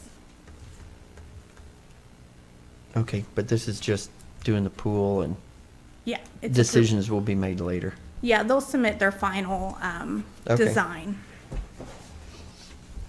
Any other questions? Any other questions? Nope. I'll move to approve resolution R-26-10 as presented. Second. Motion is made by Commissioner Hendricks, seconded by Vice Mayor Maples to approve Resolution R-26-10 as presented. Vice Mayor Maples. Aye. Commissioner Golden. Aye. Commissioner Kendall. Aye. Mayor Faulkner. Aye. Commissioner Hendricks. Aye.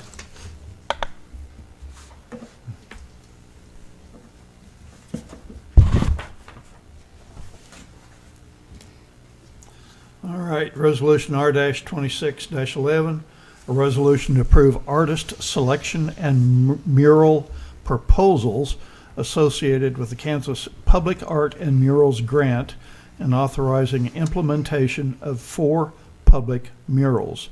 Director of Community Development, Amber Dean, will make comments. So we received another grant for an art installation of 4 murals on our railroad trestles on 11th Street and 12th Street.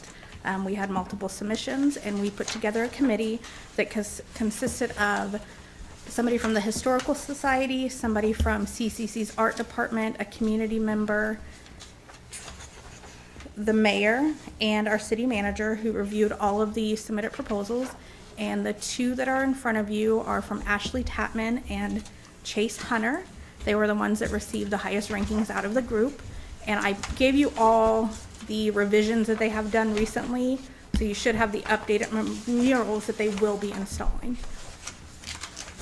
Chase Hunter's, the Dalton the Fender one, and the Walker Big Train, those will be painted.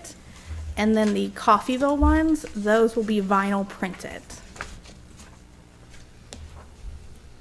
What's the lifespan on the vinyl? 10 years. Thank you. And these are going over the train tracks? Yes, it'll be mounted On to- 11th Street and on 12th Street? Yes, on both sides, Both so coming sides. and going. One on each Nice. side, like Ashley's one on each Yes, And then Chase is one on each side. correct. Two, right, so if you're going down 11th, you actually have two bridges there, so Yes, the sides that people can see, not the inside. correct. Yeah, that's what I thought. And we received approval from UP and SKOL to mount these, and we've been working with them on, Excellent. So does this include the prep work? yes. I assume you're gonna have to sandblast or prep the surface before This they start includes painting? everything, so. They're gonna be putting it on something that we. Yes, it'll be bolted to it. Oh. Yeah. We're not actually painting the murals. That would be a lot of work. Mm-hmm. And we'd have to coordinate with KDOT and shut down roads and An example would be going to Independence on, is that Penn Avenue. Penn Avenue, as you're coming towards the zoo, the big park they have the bridge there. You'll notice that it's actually, there's a, I don't know what, we decided it was metal, Mhm. it was wood. It's aluminum. bolted To Okay. the tracks, that's what we're. Is there any special paint to use to make it ultraviolet proof to not fade in the sun so quickly? I'm not sure about paint, but I know the vinyl has some special thing that will help with that. This gentleman, the other gentleman on here, is doing a lot of murals up in Independence. He's got a lot of experience with them. In case of vandalism, are these relatively easily cleaned? I mean, they're up on a railroad trestle. You said it, Now it's gonna happen. I honestly couldn't tell you how easily it would be to clean.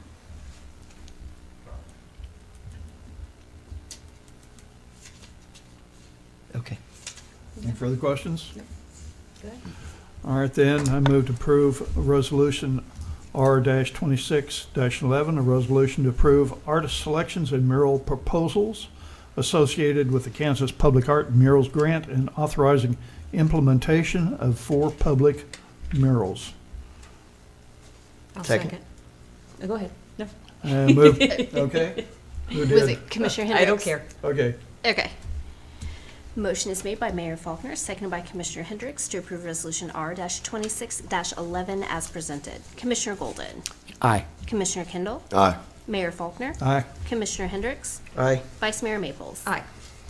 Next is ordinance G-26-01, an ordinance amending certain provisions of Chapter 6 of the Code of Ordinances of the City of Coffeyville, Kansas relating to animals and animal control.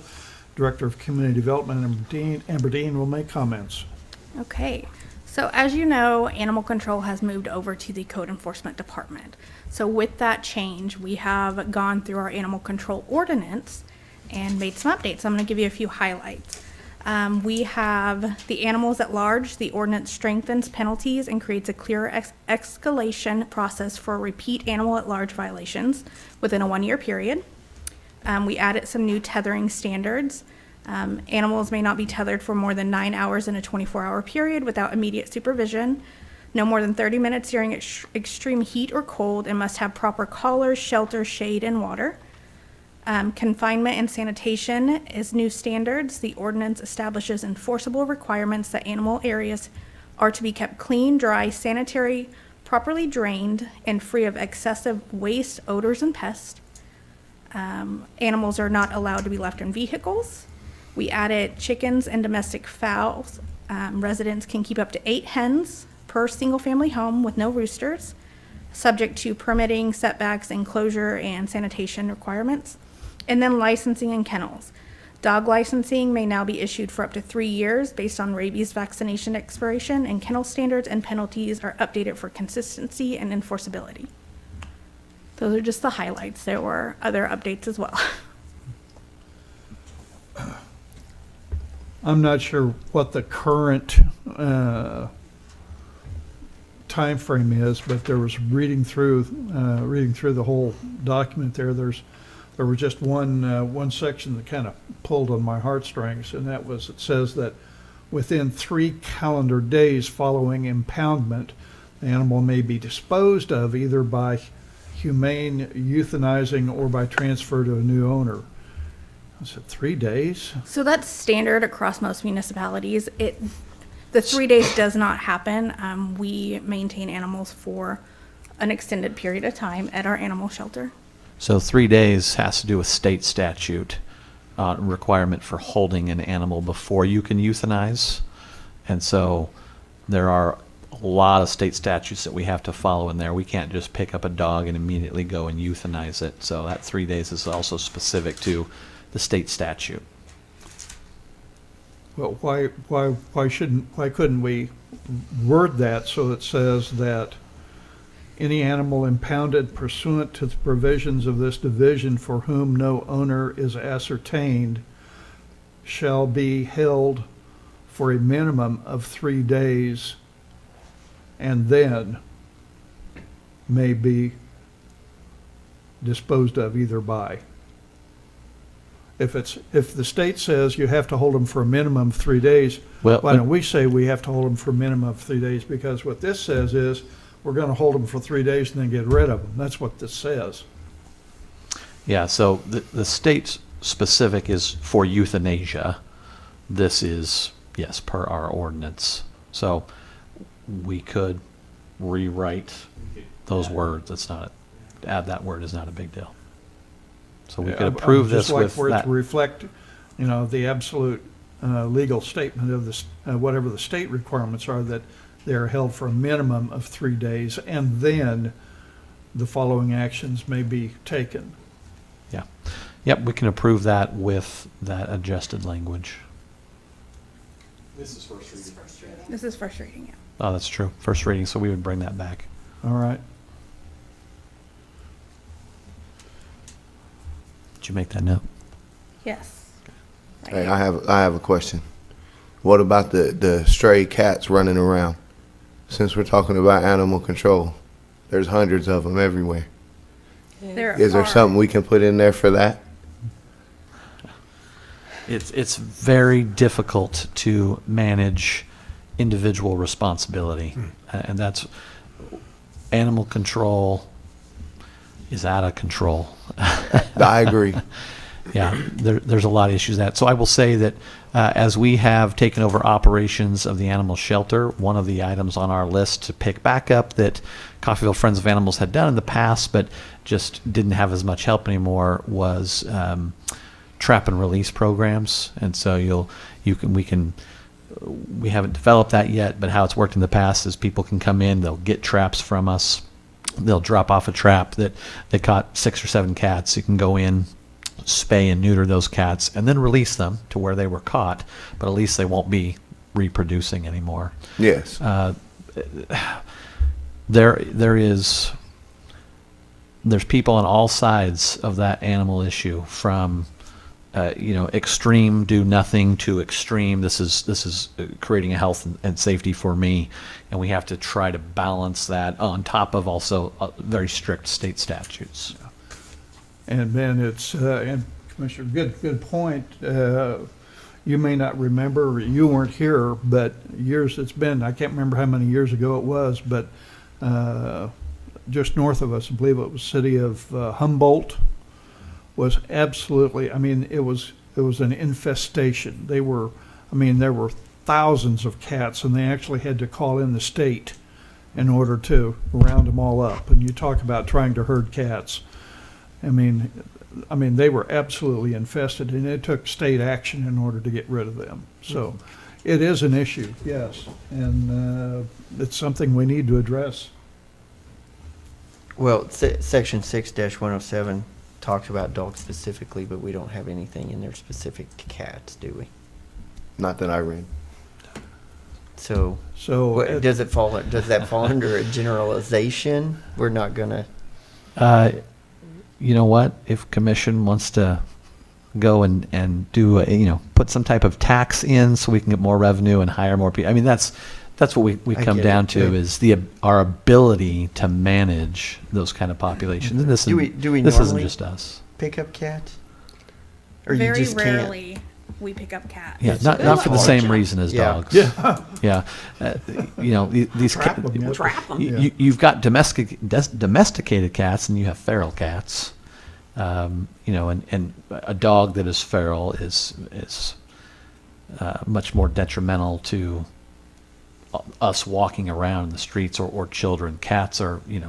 taken off, scared, their size, a dog may attack. So, yes, will people call in with a cat problem? Do we go and address that just like we do dogs? Yes, but much more difficult from the feral population that we're talking about and how to control Right. that. I mean, every once in a while, I've heard stories of, a dozen cats living under an abandoned house or something. Do It's we usually take care of that? It's usually a dozen dogs living under a house, and then hundreds of cats is what we talk about here. Thanks for clarifying. But Well, And that's, I mean, I'm dead serious about that. We've had, multiple calls, dogs living under houses, they're having puppies, I mean, it's not just our problem, this is It's a all nationwide over. problem. Yeah. Well, let's There's a take lot care of personal responsibility in all of that now is, the government's job to try to go in and play both sides, multiple sides of the coin. People that, again, want nothing bad to happen to the animal, and other people that are like, get this thing out of here, it's causing a problem. And we have to find that balance in both animal control and our animal shelter operations. Well, may I suggest we go ahead and we take care of the dogs now, and then we'll think about if the cat issue comes up as a significant issue, if we start seeing that a problem citywide, then we'll have to do something. But let's. Well, I still think the but let's- spay and release program's good, but it's not Yeah. something we can do right this second. Yeah, right. Yeah, trap and release and our spay and neuter programs are absolutely on the docket. We're trying to get ahead of these things, so we'll be putting some money for spay and neuter programs. 100% is our plan, just to get everyone we can on both dogs and cats spayed and neutered. That just goes a long way. There are communities we've seen in research that have actually put in ordinances like this that you cannot have an animal in town that is not spayed or neuter unless you have a special license. So there's a lot of options you can get to, but there's also, again, we get that personal responsibility. There's extreme, where people are leaving a dog in a crate and in a house by itself with access to no food and water, and you can't break into the home to deal with that animal. You have to be invited in, And we to the other dealt side of the with- spectrum. And we dealt with that a couple of months ago. That's exactly the one I was talking about, yeah. Yeah, so a lot of extremes in there, property owner rights in there. These things are trying to give us a little bit more teeth where we can allow. That's why we're making these changes to this, is to be a little bit more proactive. it's a good first reading. We can It always is. change it later. We appreciate Yes, it. we It's can. changeable. All right. Yeah. Thank you. So we'll Thank just, how do we need to move forward on this one? I would say, if you're okay with it, somebody make the motion and we'll tweak the wording up to. All right, then, move to approve first reading of ordinance G-26-01 with recommended changes. Second. Motion is made by Mayor Faulkner, seconded by Commissioner Golden, to approve the first reading of ordinance G-26-01 with recommended changes. Commissioner Kendall, Aye. Mayor Faulkner, Aye. Commissioner Hendricks. Aye. Vice Mayor Maples. Aye. Commissioner Golden. Aye. Thank you. Thank you. And now, city manager's report. Thank you, Mr. Mayor. I want to go quick because we have a work session to move into, and we don't want to be here all night. We have noticed that, evaluating how our agendas have been, and we've had discussion items on them before, that then take up sometimes a considerable amount of time. And so, rightfully so, we feel like if there are things that we need to discuss, that really is in the place of a work session because there's no action being taken. So this will be the second meeting where we're going to move right into a work session. Due to the nature of the conversation and just ease of access, this is that little bit of a change. There will be times work session where we call a meeting that is outside of normal times and we'll come down and it's not as formal, but since we're here, we're just going to continue presenting to you up there. Another item I just wanted to mention, Mr. Mayor, you brought this up, and I think maybe there's further discussion we can have on it later. I do want to suggest that every time a commissioner comes to talk to me, I don't know that we want to get in the habit of, say each of you have 6 items to add to an agenda. As you can see with staff, we've already put 12 on here. So my thoughts around that would to tweak that a little bit. We want you to bring up subjects, issues. We want to address them. We absolutely, in fact, Mayor Faulkner has done this where we've got an issue that it really does need to be on the agenda, and it's probably something we're already working on. But as far as to individually call up and say, get this on the agenda, we'd want that to happen in this meeting, especially this item number 14, comments from commissioners, where that's something that can even vote on. Is this something that's important to be on there? So there's a little bit of a touch and go. We're going to do our best, the issues that are important to you, to make sure we're addressing. But to formalize everyone putting multiple items on there, I think we can get caught up pretty quickly. So I'm going to go pull emails. This is something we addressed early on when I got here, and we kind of circulated that, had an agreement, and I'll do the same and share that with you, Mr. Mayor. And if there's a different way you want to approach that, we should absolutely discuss that. All right. So that we're making sure that we're filling your needs as commissioners. I think if there are issues that need to be addressed, we need to do it, but we don't want to overburden your office in doing so. Yeah, and I don't think it's. I'm as concerned with overburdening, but this is, the agenda here is very specific for getting these action items, budget items passed. Individual passion projects, issues you want to talk about, things you want to ask staff, very appropriate on that item number 14.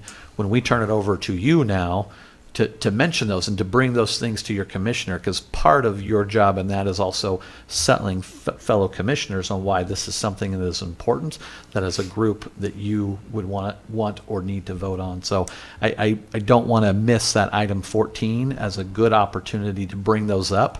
Of course, bring things up to me and we can talk through as well, but this is also your moment as commissioner to discuss with your fellow commissioners things that are important to you at the end of this meeting that may not have been on that agenda. And just sort of as an observation, I would anticipate probably, 99% of the issues that we deal with here on the agenda are, they're straightforward. They're almost technical in nature.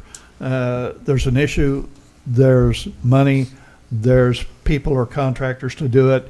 Yes, do it, vote. But some of these issues that we bring up may be messy. Yep. A lot of people, a lot of issues. There may be legal issues involved, and but when a commissioner has one of those issues that needs to come forward, I want to make sure that it is brought. Yes. And we do eventually address it. Yep, absolutely. The other thing is the spending report, especially for new commissioners. You'll get that report as you go through. If you have questions on that, please feel free to call in. What that is, you within that spending report, you have a short explanation, but always happy to if you point something out, you're confused by it, you want to know what's going on. I think after time, you'll just get used to. There's a lot of repetitive on there. Asplin Tree Service is something monthly that's we're out cutting down branches and things for our electric lines. So if you see items on that spending report and you have questions, please feel free to call. When I can't answer that, we pull Marty in on that as well.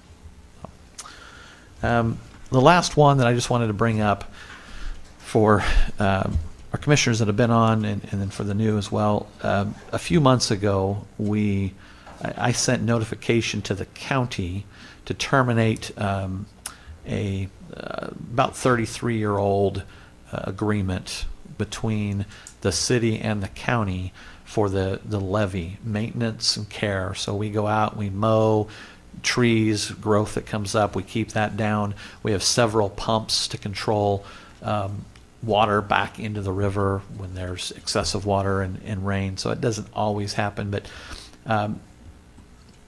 there is a drainage. There are 3 drainage districts in the county, and they each have the ability to levy a tax, different kind of levy. they can tax people within that district for the care and maintenance of that district. Drainage District, District 1, it's for the levy within Coffeyville. That is not owned by the city of Coffeyville. Everyone refers to it as the Coffeyville levy. For a number of years, we've been doing work with the county, Rick Whitson, and there wasn't quite an understanding of who is the ownership. So Rick Whitson's done a lot of work, brought in a lot of partners over the last several years. Thomas has been very actively involved in that as well. And there's some needs on this levy that we're trying to address. Senator Moran got this levy on an appropriations, I think they call it a bill, appropriations bill. Is that the right word, Thomas? On a bill at the federal level. One of only 7 projects nationwide that got on there that had to do with the Army Corps of Engineers coming in, spending about $500,000 to study our levy. So it's amazing what Senator Moran was able to do. My problem with that is, who is the authority when the Corps shows up and says, we're ready for decisions? We only have a maintenance agreement with the Drainage District. Now, since the Drainage District no longer has anybody on that board, in my opinion, that falls to the county, just like a cemetery district that doesn't have anyone. We do have legal involved in that and sharing opinions as well with both the county and the city as we try to navigate that. Did have a meeting with the county last week. It's been several months since we had that email, so we're making some progress. We still have a year to get through that. The intent of us canceling that was not to not participate in the maintenance of that levy. We have annually spent between $35,000 and $45,000 on the maintenance and care of that levy. What we've gotten in taxes has only been $5,000 every year up until 3 years ago, where that board kind of went defunct and there's no money. The county is sitting on some of that money, not a lot, that should come to us for that cost. So that was the intent. I know that there was some work session conversations and things have happened at the county. People have heard about and asked me, so I just wanted to say that out loud. We're still working through that with the county, trying to identify.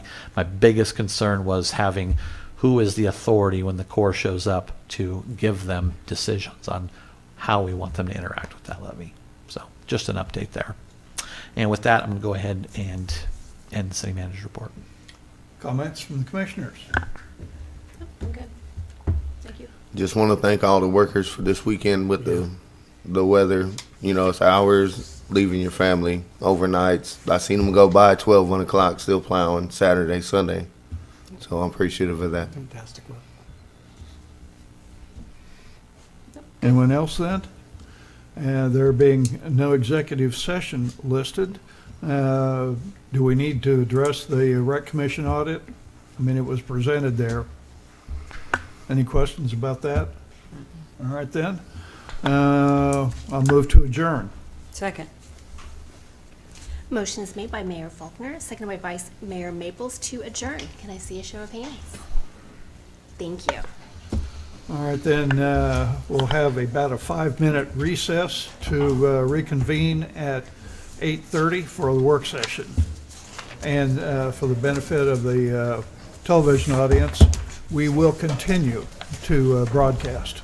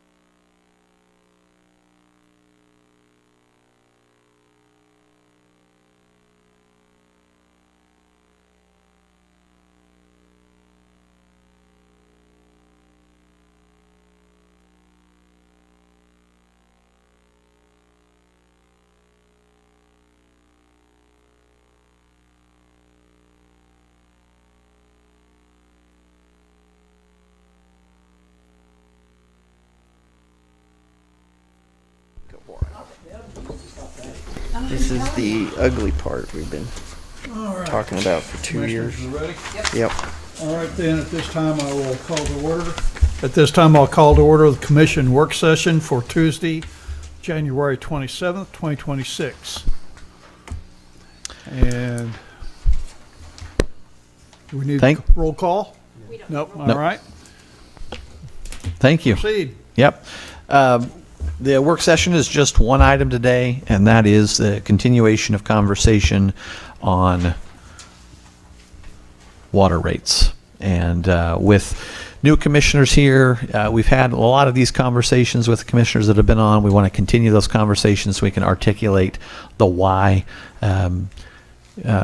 Commissioner Kendall, it was, you were asking about the water line on 8th Street and the money that we spend there. And so some of the things we're going to talk about is articulating that, some of that money is getting wrapped up and put away. And so how do we continue on to take care of the infrastructure? So those are some of the conversations we're going to have. I'm going to turn it over to Jim and Thomas here, and they'll lead us through these. Just a reminder, there's no decisions being made. This is discussion, kind of give you updates where we're at, what information we've had, why we're coming to the conclusions we're coming to, and just continuation of the conversation. Information only. I know 3 of you will be a review. 2 of you guys will be brand new. What we have here is the first thing right here is, these are our rates that we have in place right now. They passed these in, I believe it was in 24 to take effect in January 25. We have rates for 26, 27, and 28. Rates have not been adjusted or changed since 2012, and they raised them up 3% at the time.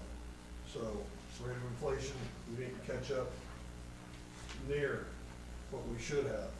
This next sheet over, that's in your packet. I like paper. I guess old guy, I was just told that it should be emailed. So, I will try to do that next time. You can't write on an email. You need paper to write on. What she said. So this next one right here, this is a comparison. The top line on your sheet there is our rates. What we charge for the first 2,000, the next 8,000, the next 4, and the 50 on there. And then it shows what a bill would be if a customer used 3,000 gallons. I believe Marty came up with an average, it's what, 3,500 or 3,600 is the average residential user, somewhere in that ballpark? Somewhere in there. So, I've got what the rate would be for 3,000 gallons, 5,000 gallons, 10,000 gallons. The other blue ones here are something we were looking at on raising the rates. But here in the kind of the pinkish color is City of Independence, City Parsons, Chanute, and Iola. Their flat fee and their rates. And down here the yellow is Bartlesville, Miami, Oklahoma, and Pittsburgh, Kansas.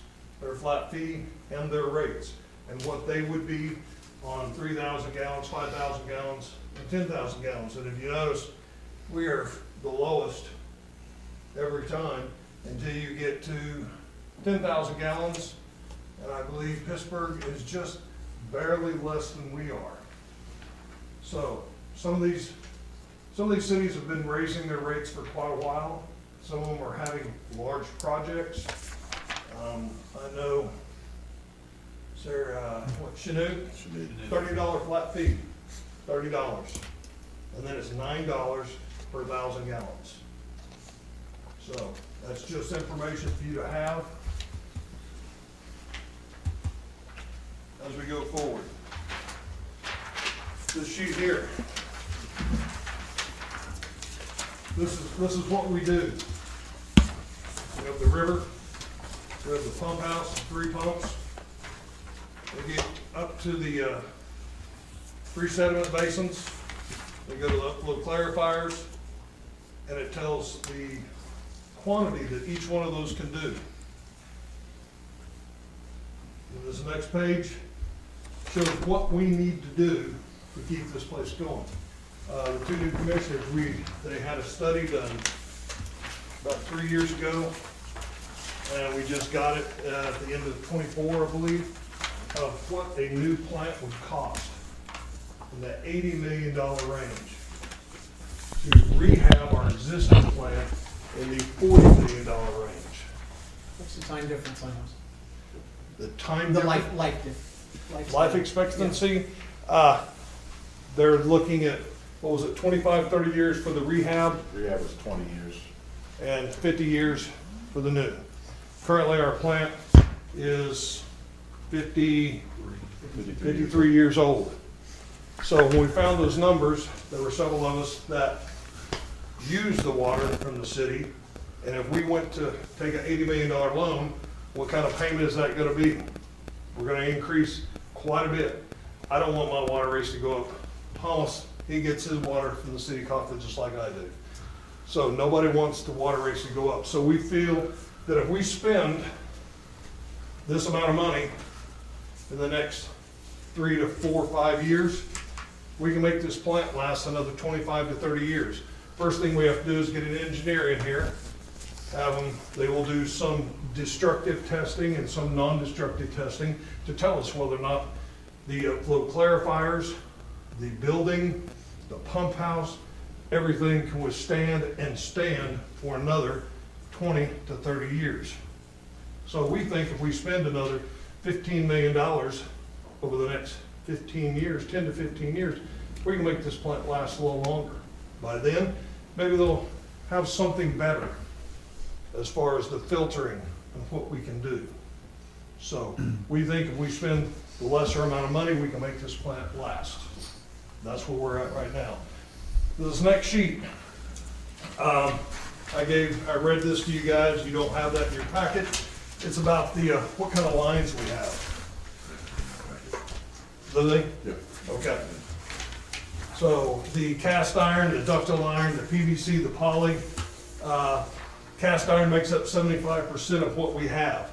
Right now, we've got 140 to 180 miles of line. We're really not sure what we have. And 75% of that is cast iron. Cast iron was first used in the 1800s. And they quit using cast in the 70s, early 70s. So it's a minimum of 50 years old in the ground with a life expectancy of somewhere between 50 and 75 years. So we have a lot of waterline breaks. We haven't replaced, 5 miles of lines in the last 25 years is what we replaced. So we haven't been keeping up on our infrastructure. We have not been replacing lines, and they're expensive. As you know, we just approved to do 8th Street water line. That's quite a bit. That is quite a bit. This next page you guys have in here is in-house water line replacement. This is our estimate, our best guess of what it's going to take over the next 10 years, anywhere from 1.5 to 3 miles of water lines per year if we do this in-house. This broke out, the blue is contractor boring. The yellow is if we get a boring crew in-house and we're able to bore these streets ourselves. Purchasing the boring equipment as well? Correct. That would be city-owned? Correct. At some point, would we be able to lease out that crew to neighboring cities if we needed to for revenue? Well, I think we would keep that, I don't think we would have a separate. They would be real Wouldn't busy have a here. separate crew, it would just be maybe an additional worker or two to go with the crew that would hire to put the water line in that would be able to run that machine also. So if we had our own crew, we'd be saving $30+ a foot with our own crew, At least. or more. At least. But you keep them busy for 10 to 15 years. Well, I mean, in 10 years, if we get to 3 miles a year, which I think will be extraordinary for a crew, I think if you start off trying to get to 1.5 miles a year, I think that'd be fantastic. Putting together a new crew, starting like that. But in 10 years, you're gonna have 30 miles of your 150 miles. Well, they might get really good at it. Then this thing here, Can we get a CCC program? then this here is the lead lines. EPA mandated and unfunded what they're requiring us to do. So there is no money to do it. that this is what you're going to do. I love unfunded mandates. Hopefully, the new administration that is in there now may push this back. As of right now, by 2027, is that correct? 2027, yep. 2027, we must have a plan in place to identify everything that is unknown. That is all the service lines that are bored underneath every road in town. We don't really know. Also, how far they go is in the bells of the pipes that were put together. They were sweated in with lead. We put something in the water, a polymer, thank you, that encapsulates the lead, prevents it from turning loose. We've had one positive lead test in the last 10 years, and it was traced back to a brand new Chinese faucet that someone had bought online. So that is the only positive lead test we've had in the city. So how are we gonna pay for that? That's just another thing. How are we gonna Yeah, pay for that's- this? How are we gonna pay for these improvements? So That's within 10 years, So we how- have to have them replaced or figured out. How do you have to prove it? You just said we've had no positive blood tests. So is that the proof? Or do you have I will to? put you in charge of that committee to reach out to the EPA, because I would love to Basically, talk to we them go about dig it that. up. They want a physical And it's look? unknown. It's not, we know it's there. If you don't know it's there, automatically you have to assume it is. You have to pothole it, you have to dig it up, expose it, verify what it is. But do we have records? I mean, this would be a historical search to go back We- and say, we did everything we with went- cast iron or ductile iron. So we went through that whole study as part of that grant that we went out and applied for. And so we've got a picture, but there's a lot of guessing within that. And so there's things like if the line goes under your road versus it doesn't. So we have narrowed that down.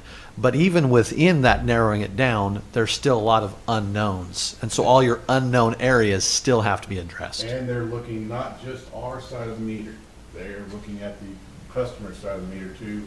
And they've kind of got that on hold at the moment, but they're trying to force the city to go in and fix and replace the customer side of the meter, including, and that could be up to an entire house could have lead Yeah. anywhere. Well, the EPA's And gonna that's the have real city's fun. responsibility? That's what EPA says. I think There's what good they're heavens. looking for is Lawsuits going up on right now. within so many inches of the foundation is where they would want us to stop. Thomas has estimated, we don't know, I mean, but he's just throwing a guess out there, 80 miles. The EPA doesn't have enough people to inspect that in every town, every They building, will every hand city, that every down to county. KDHE to inspect and verify. So Any type of new technology that's looking so many feet, LiDAR, I think I've seen some other things that you drag across and tell you 10 feet, 20 feet down, here's what's present. we have some of that technology now, we know where it is, we just don't know what it is. You can't tell if it's a cable, You know something's there, not or saying line. what it is. Most of what we know, correct me if I'm wrong, is joints. Lead It's joints. not the whole pipe, it's a joint that's There lead. was at a time, when you bored under the road, they used lead under the road, and when they got out from under the road, they switched it to copper.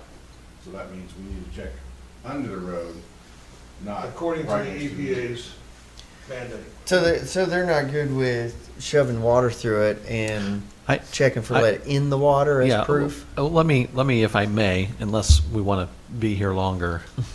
This is going to be changed. There are lawsuits, there are different administrations, so we know that things like this are coming. There's not a lot we can do today. I think really we're trying to articulate potential costs on our infrastructure, and this is a big one, but there's just a lot of what ifs, unfortunately, Oh, where yeah. we're at right now. And we could go around in circles all night on that. And the other problem with this whole project we're talking about is, to the point Jim made earlier about the age of the infrastructure. We're talking about nowadays, we'll go drop a waypoint when we're putting a new line or doing a new install or doing a new road bore or putting in some kind of check meter or whatever it is. They weren't doing that in 1915. And so there's all kinds of unknowns because of the infrastructure work done then that we have no idea until we start digging holes. Or running a LiDAR. And Well, maybe- cities back maybe it's east us, will maybe that's have not. real fun with this, with lines Yeah, in I know. early 1800s. Yeah, it was, 20 years ago? they were still uncovering logs that were hollowed out back east that they were using. Yeah. So, next sheet, going over our projects. Our end of 2025 fund balance, water and wastewater, was $5,086,000. Approximately 65% of that was for water, 35% of that was for wastewater. Our projects, currently we have the transmission line that's going up the hill from the water plant to the reservoir. That project is $1.2 million. And everybody's aware that we have $1 million from CDR because of the magic that was done. Instead of paying a fine, they got to pay it to us to go towards a project. So $1 million, so that's gonna cost us $284,000 plus the inspection of $55,000 in the 8th Street water line we just approved, $3.2 million, the inspection $130,000. These are cash balances that we have. Now, correct me if I'm wrong, we will be depositing more money into this fund as we go on throughout the year. So Sunflower water line's $89,000. We really thought that had already been done, but the contractor's busy inside the refinery. Klein and Woodland, $264,000. Then 3 of you commissioners are aware of, or 4 of you are aware of the electric. You'll see the electric issues we have at water plant this Friday. That needs to happen, whether we get a brand new plant, we rehab the plant, we do anything, we need to change the electric to make it safe. That needs to be done. That has to happen. Because even if we decide to go with a new plant, we will still be operating this plant for the next 5 years. So we need to upgrade the electric. The raw water building needs to have a rehab. And that raw water building was put into service 1944. 1944. We did get a new roof on it, so we need to rehab that building. So, And it went through the flood. yes, it went through, we still have one of the pumps, that on that hole, that is a survivor of the flood that was rebuilt, that probably needs to be retired.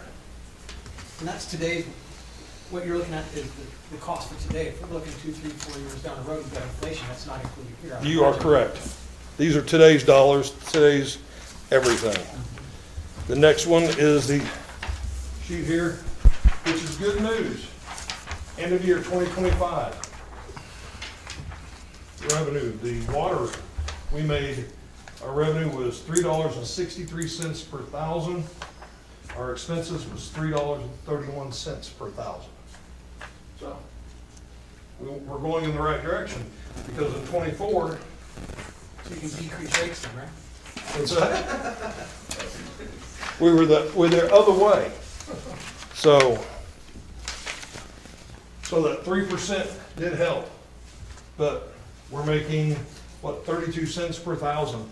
It's gonna take more than we can make to make a difference on the projects that we have going on. And I want to point out, right, again, the biggest one, these are all massive. The biggest one is, the first question is, can we keep our plant alive for 25 more years? We have to go spend money to find that out.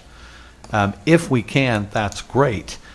But that would cost $80 million in today's dollars to go build that. So if we can wait 20 or 25 years, we need to be putting money away. So when that day comes, we at least have some form of down payment. Our debt today is 40, I think we're at about 45 million in debt. The debt service annually is $4.6 million.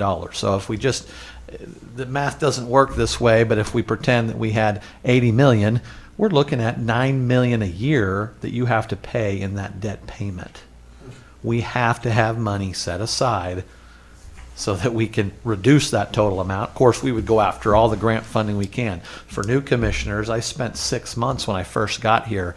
This was introduced to me, and I'm like, holy cow, how do we fund a $47 to $80 million water plant? I started going to the governor's water conferences. She's been doing a lot of things about that, chasing every angle I could. Can we get state and federal money for this? We're not the only one with a water plant of that age. Cities are redoing those, Chanute is redoing theirs or just had done it. When I finally got a hold of the person that knew how much money was set aside for state water projects, it was 47 million. And our project just on the rehab would be that 45, 47 million. Well, that money is there to spread across all 105 counties, like 13,000 cities. So there is not that kind of money that we can just go get an $80 million grant. We will have to pay for that. And so in the best case scenario here, we need to be setting aside money. We need to be planning for our future. Our history fuels our future. Well, our history is we have not been increasing rates and we have aging infrastructure. So it's And really important to plan now for 20 and 25 years down the road. Wichita, the city, just finished a water plant, Massive. right? But that's for a whole city like Wichita, and it was 300 million? Yeah. And they're still trying to get it online. That's there too. Still not online. Wow. And that's been over a year, right out a year. So this is, we know that, you have to go and talk to constituents about what decisions we're making and why. And it's not just the people that voted you in, it's the entire community. Now, all of these, many of these impacts are greater than our community. We arm wrestle between, third and fourth largest public wholesale of water in the state. Now, we're not an official public wholesale of water, but we have 8 rural water districts. That includes across 3 counties. That includes 3, soon to be 4 cities. There's a lot of people that depend on us for water. And so when we talk about these rates, there's a lot of options within that. Independence has in-town, out-of-town rates. We have those kind of rates. So we are in the process of building that all out for you. So with the eight, you said 8, right? 8 different counties that we sell to, rural districts? 8 technically rural water districts. Some of those are cities, some are actual rural water districts. But yes, there are 8. So when do we look at maybe raising some of them rates that we're selling it to them to? Absolutely. As well, and not just putting it on our people? Oh, yeah. And I'm not saying you haven't, right? Yeah, that's absolutely the what's on the list to do, yes. The current layout for the agreements on those are, and they already are higher than what the citizens of Coffeyville pay. City of Coffeyville goes up 3%, they go up 3%.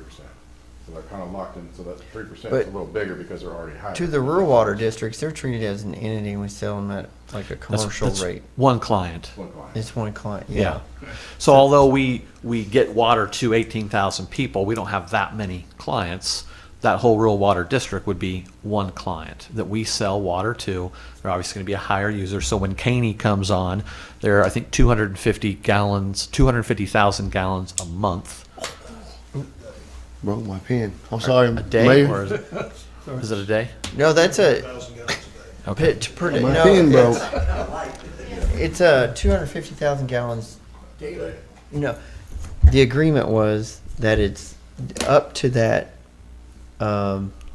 daily if we want to enforce that.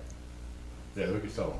If they we want to can use sell a half more. million gallons a day, we'll let them But if we can make it. You bring up a great point here, which is we've got certified sites. We'd love to have other industrial businesses come here. In a future projection on a water plant, can you sell more water? And we are at the, today you called it the comfortable We're maximum? extremely comfortable with what we're making with including Caney, which is gonna be just right around that 4 million gallons a day. We have a capacity to go 8 million, but you can't run something wide open for very long before you start having major breakdowns. So, and we haven't even touched on our reservoirs that are up on the hill that are buried. Oh, that's right. Our oldest reservoir was 1890 something, laid up out of brick. So that's one of our 3 million gallon reservoirs. So those aren't cheap. So if we increase the reservoir, we increase capacity to some degree. Can you get inside there and look at them? Yes. They do. have We do that on a divers regular in With the there. diver in? Every so often, they have divers that go in and. So are you suggesting the brick one be replaced with a traditional, nowadays modern metal, welded metal one, or I'm what are they? thinking we replace it with, we don't replace it, we add to it on top of the ground.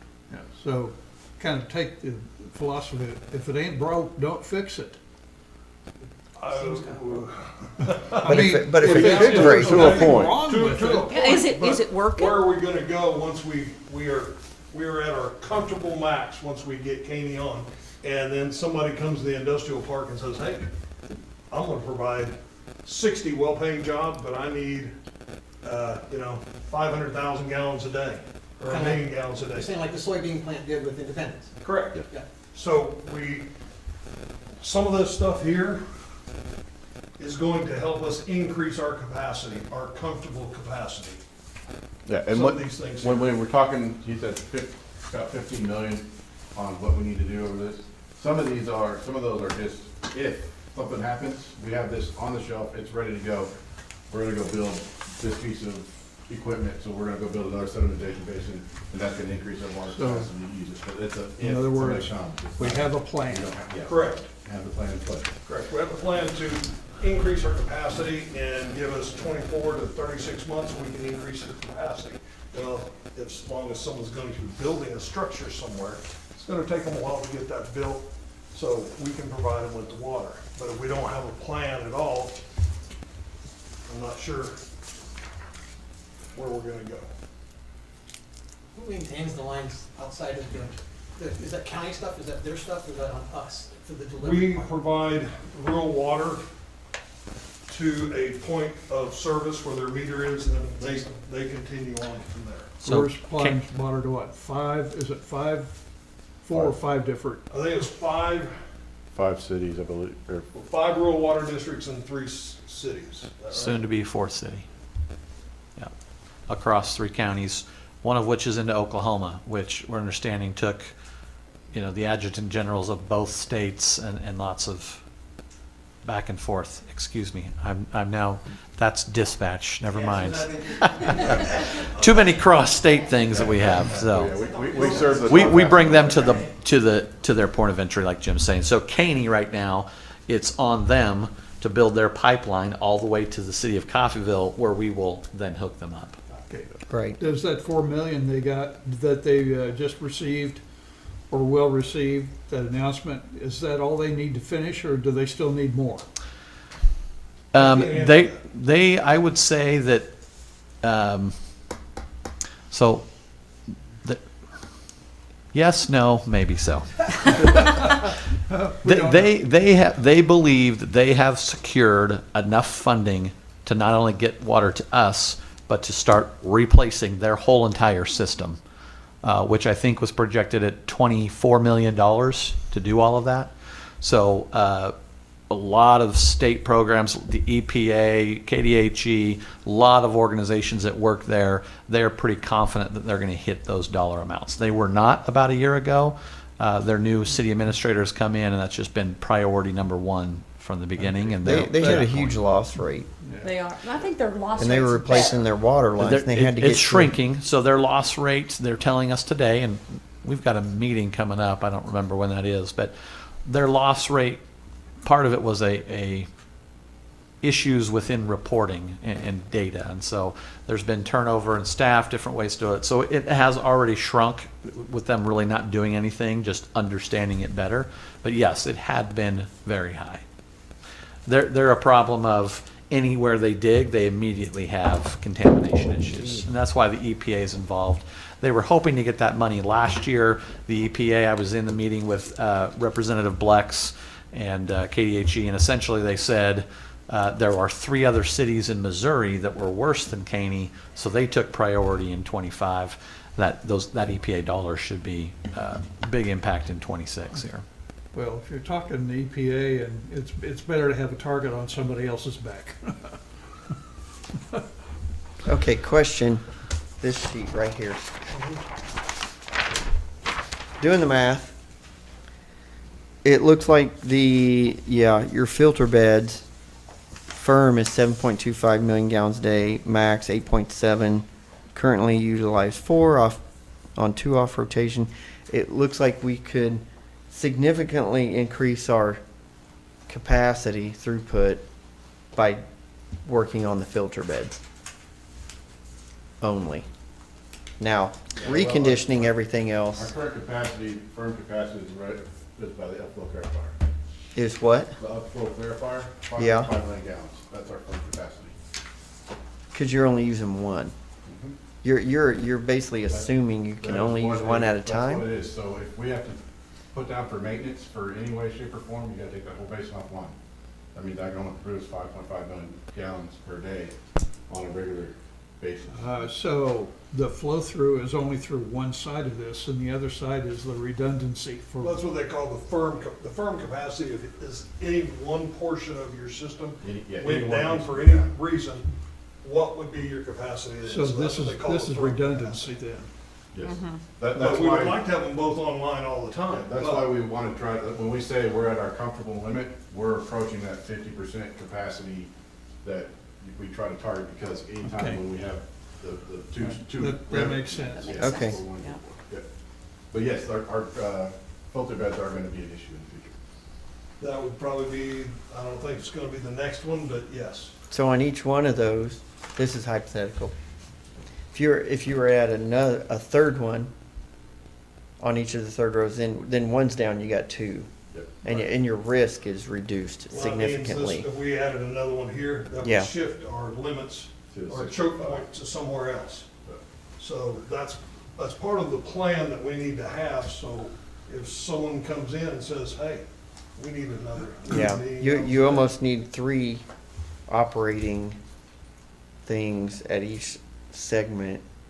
So you only have one down, you got 2, and your risk is significantly reduced. That the chance of all 3 going down would be slim to none. Yes. Yes, well, usually if one goes down, they are able to get that back up and going pretty good, because we have a really good crew at water. But when you say quick, what's that? Half a day or 1 week? Depends on what part's broken down. But we're talking. A day or 2? 24 hours, maybe Okay. 48 hours. Sometimes if it's not summertime and they're not calling for a whole lot of water, I mean, tremendous. What's been your uptime on each segment most of the time? Is it like 99% uptime on each one of these, or do you have to take them down for regular maintenance to where uptime is 70%? Or Yeah, you're probably in the 90s on uptime. In We do- 90s? We do have to take them down for maintenance, so yeah. but you're well above 90% uptime on each one of these segments? Okay. Okay. Silly question.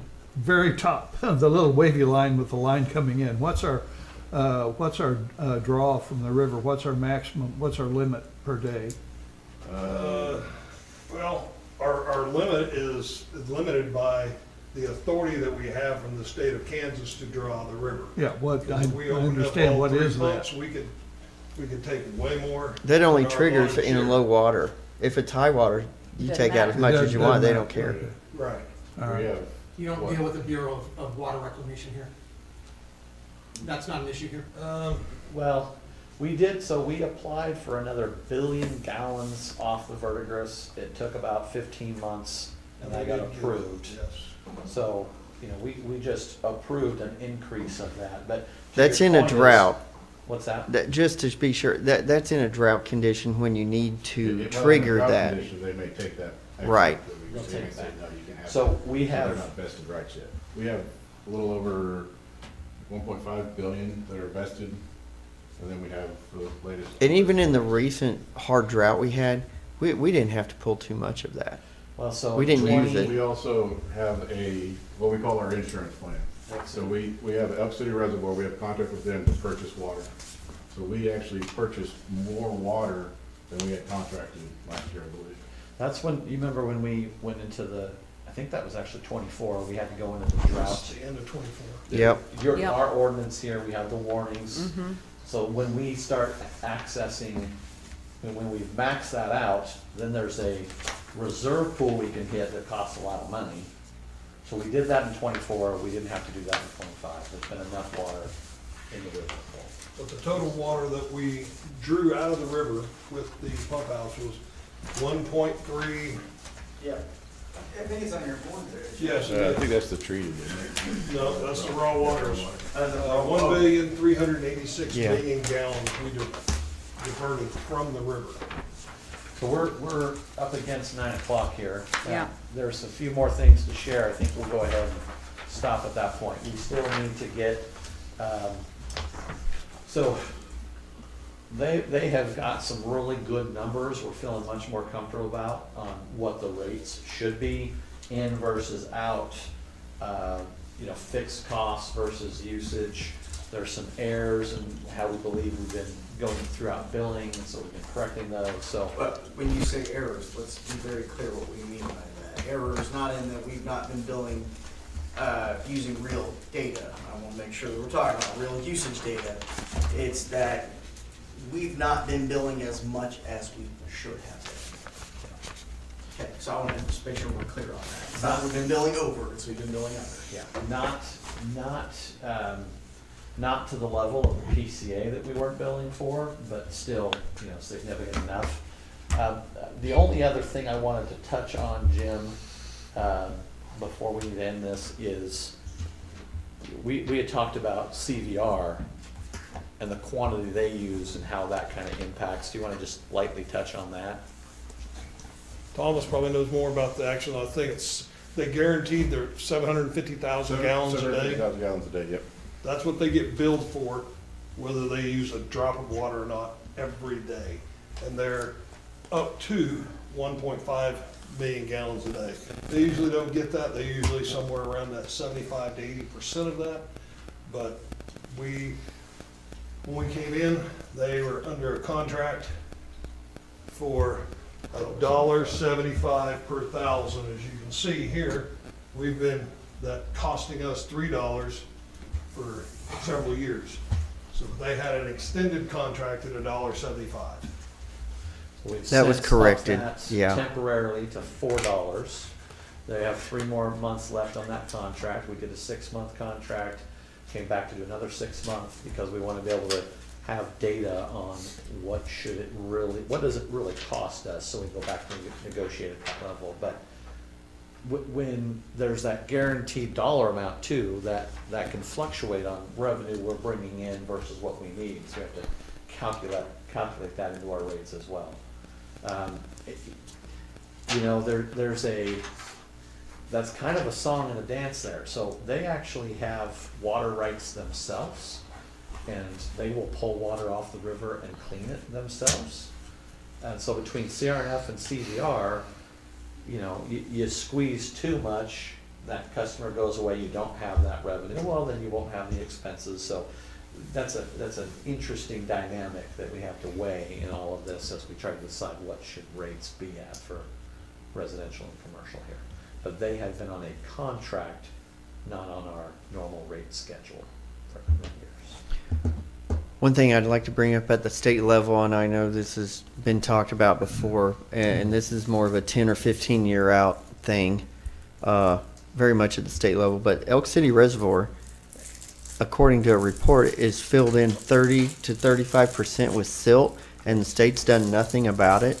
And at some point, that's going to reach 50% filled in, and the capacity is reduced. So that should be a hot topic at the state level, that they drudge that out and get that capacity. It's on the governor's priority list, that with, I think, 3 or 4 other reservoirs just like that. They're actually have Also more. a common problem in the state of Oklahoma as well as some of the other states in the So area. she's got that water task force. Of course, she's going out now, but I would expect that will continue.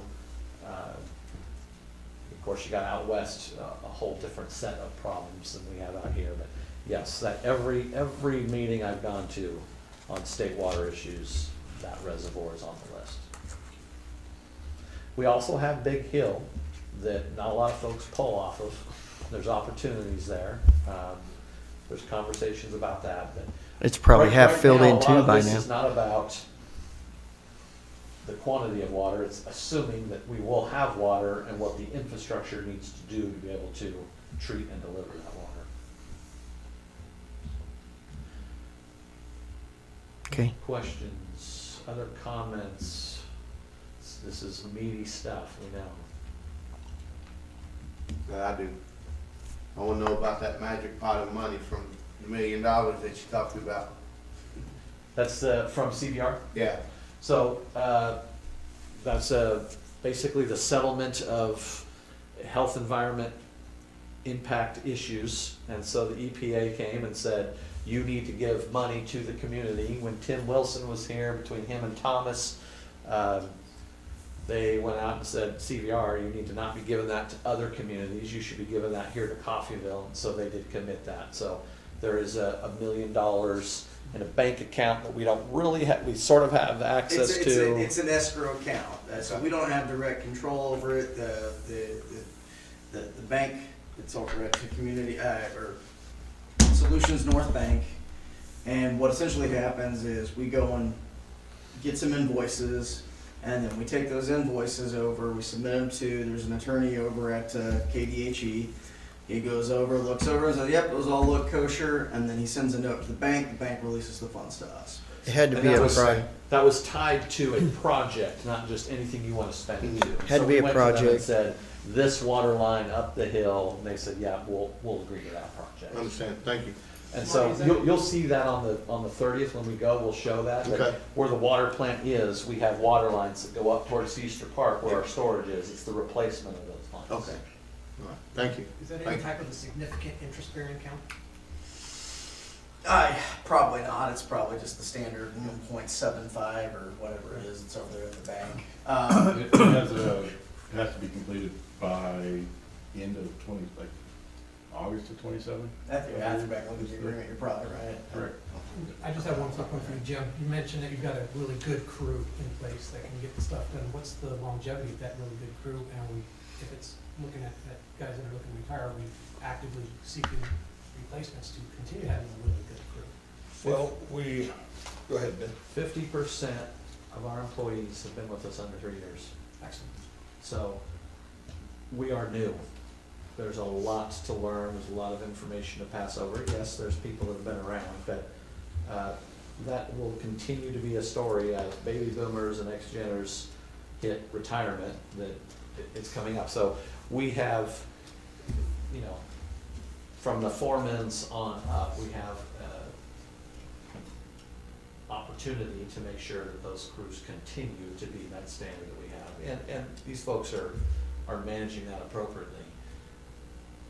If I recall on here, Jim, though, there will be new employees added, not Yes. just who we have now. Yeah, So we're that's talking about whole new brand crew. new folks that gotta come in Sure. and Get learn and trained be a up. part of that as well. What's the retention on that? What are we doing to retain these and not train them up and they go to some other municipality? It's difficult to do when you're paying government wages. Now, we just did a wage study and did some pretty significant increases. But yes, we regularly have places like CVR, CRNF that we're the training grounds and they can jump over. So what things can we offer? You're absolutely right. Now, when it comes to linemen, you can go be a lineman for Evergy, but your call in the middle of the night to go out might be 3 hours away or 4 hours away in the winter versus in your backyard, people that we're seeing. So there are some benefits.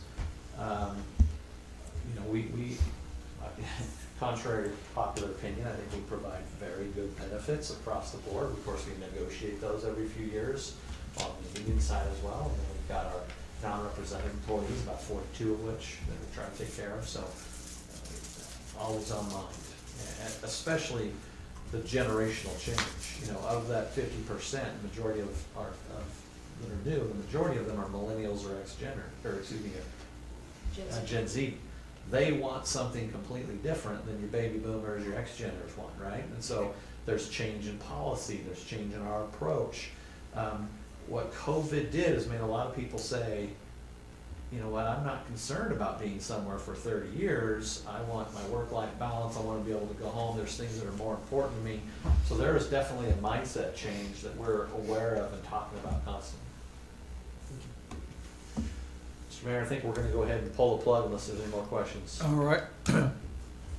Move. Second. All in favor? Okay. Well, all for nothing. Man, shaved your legs.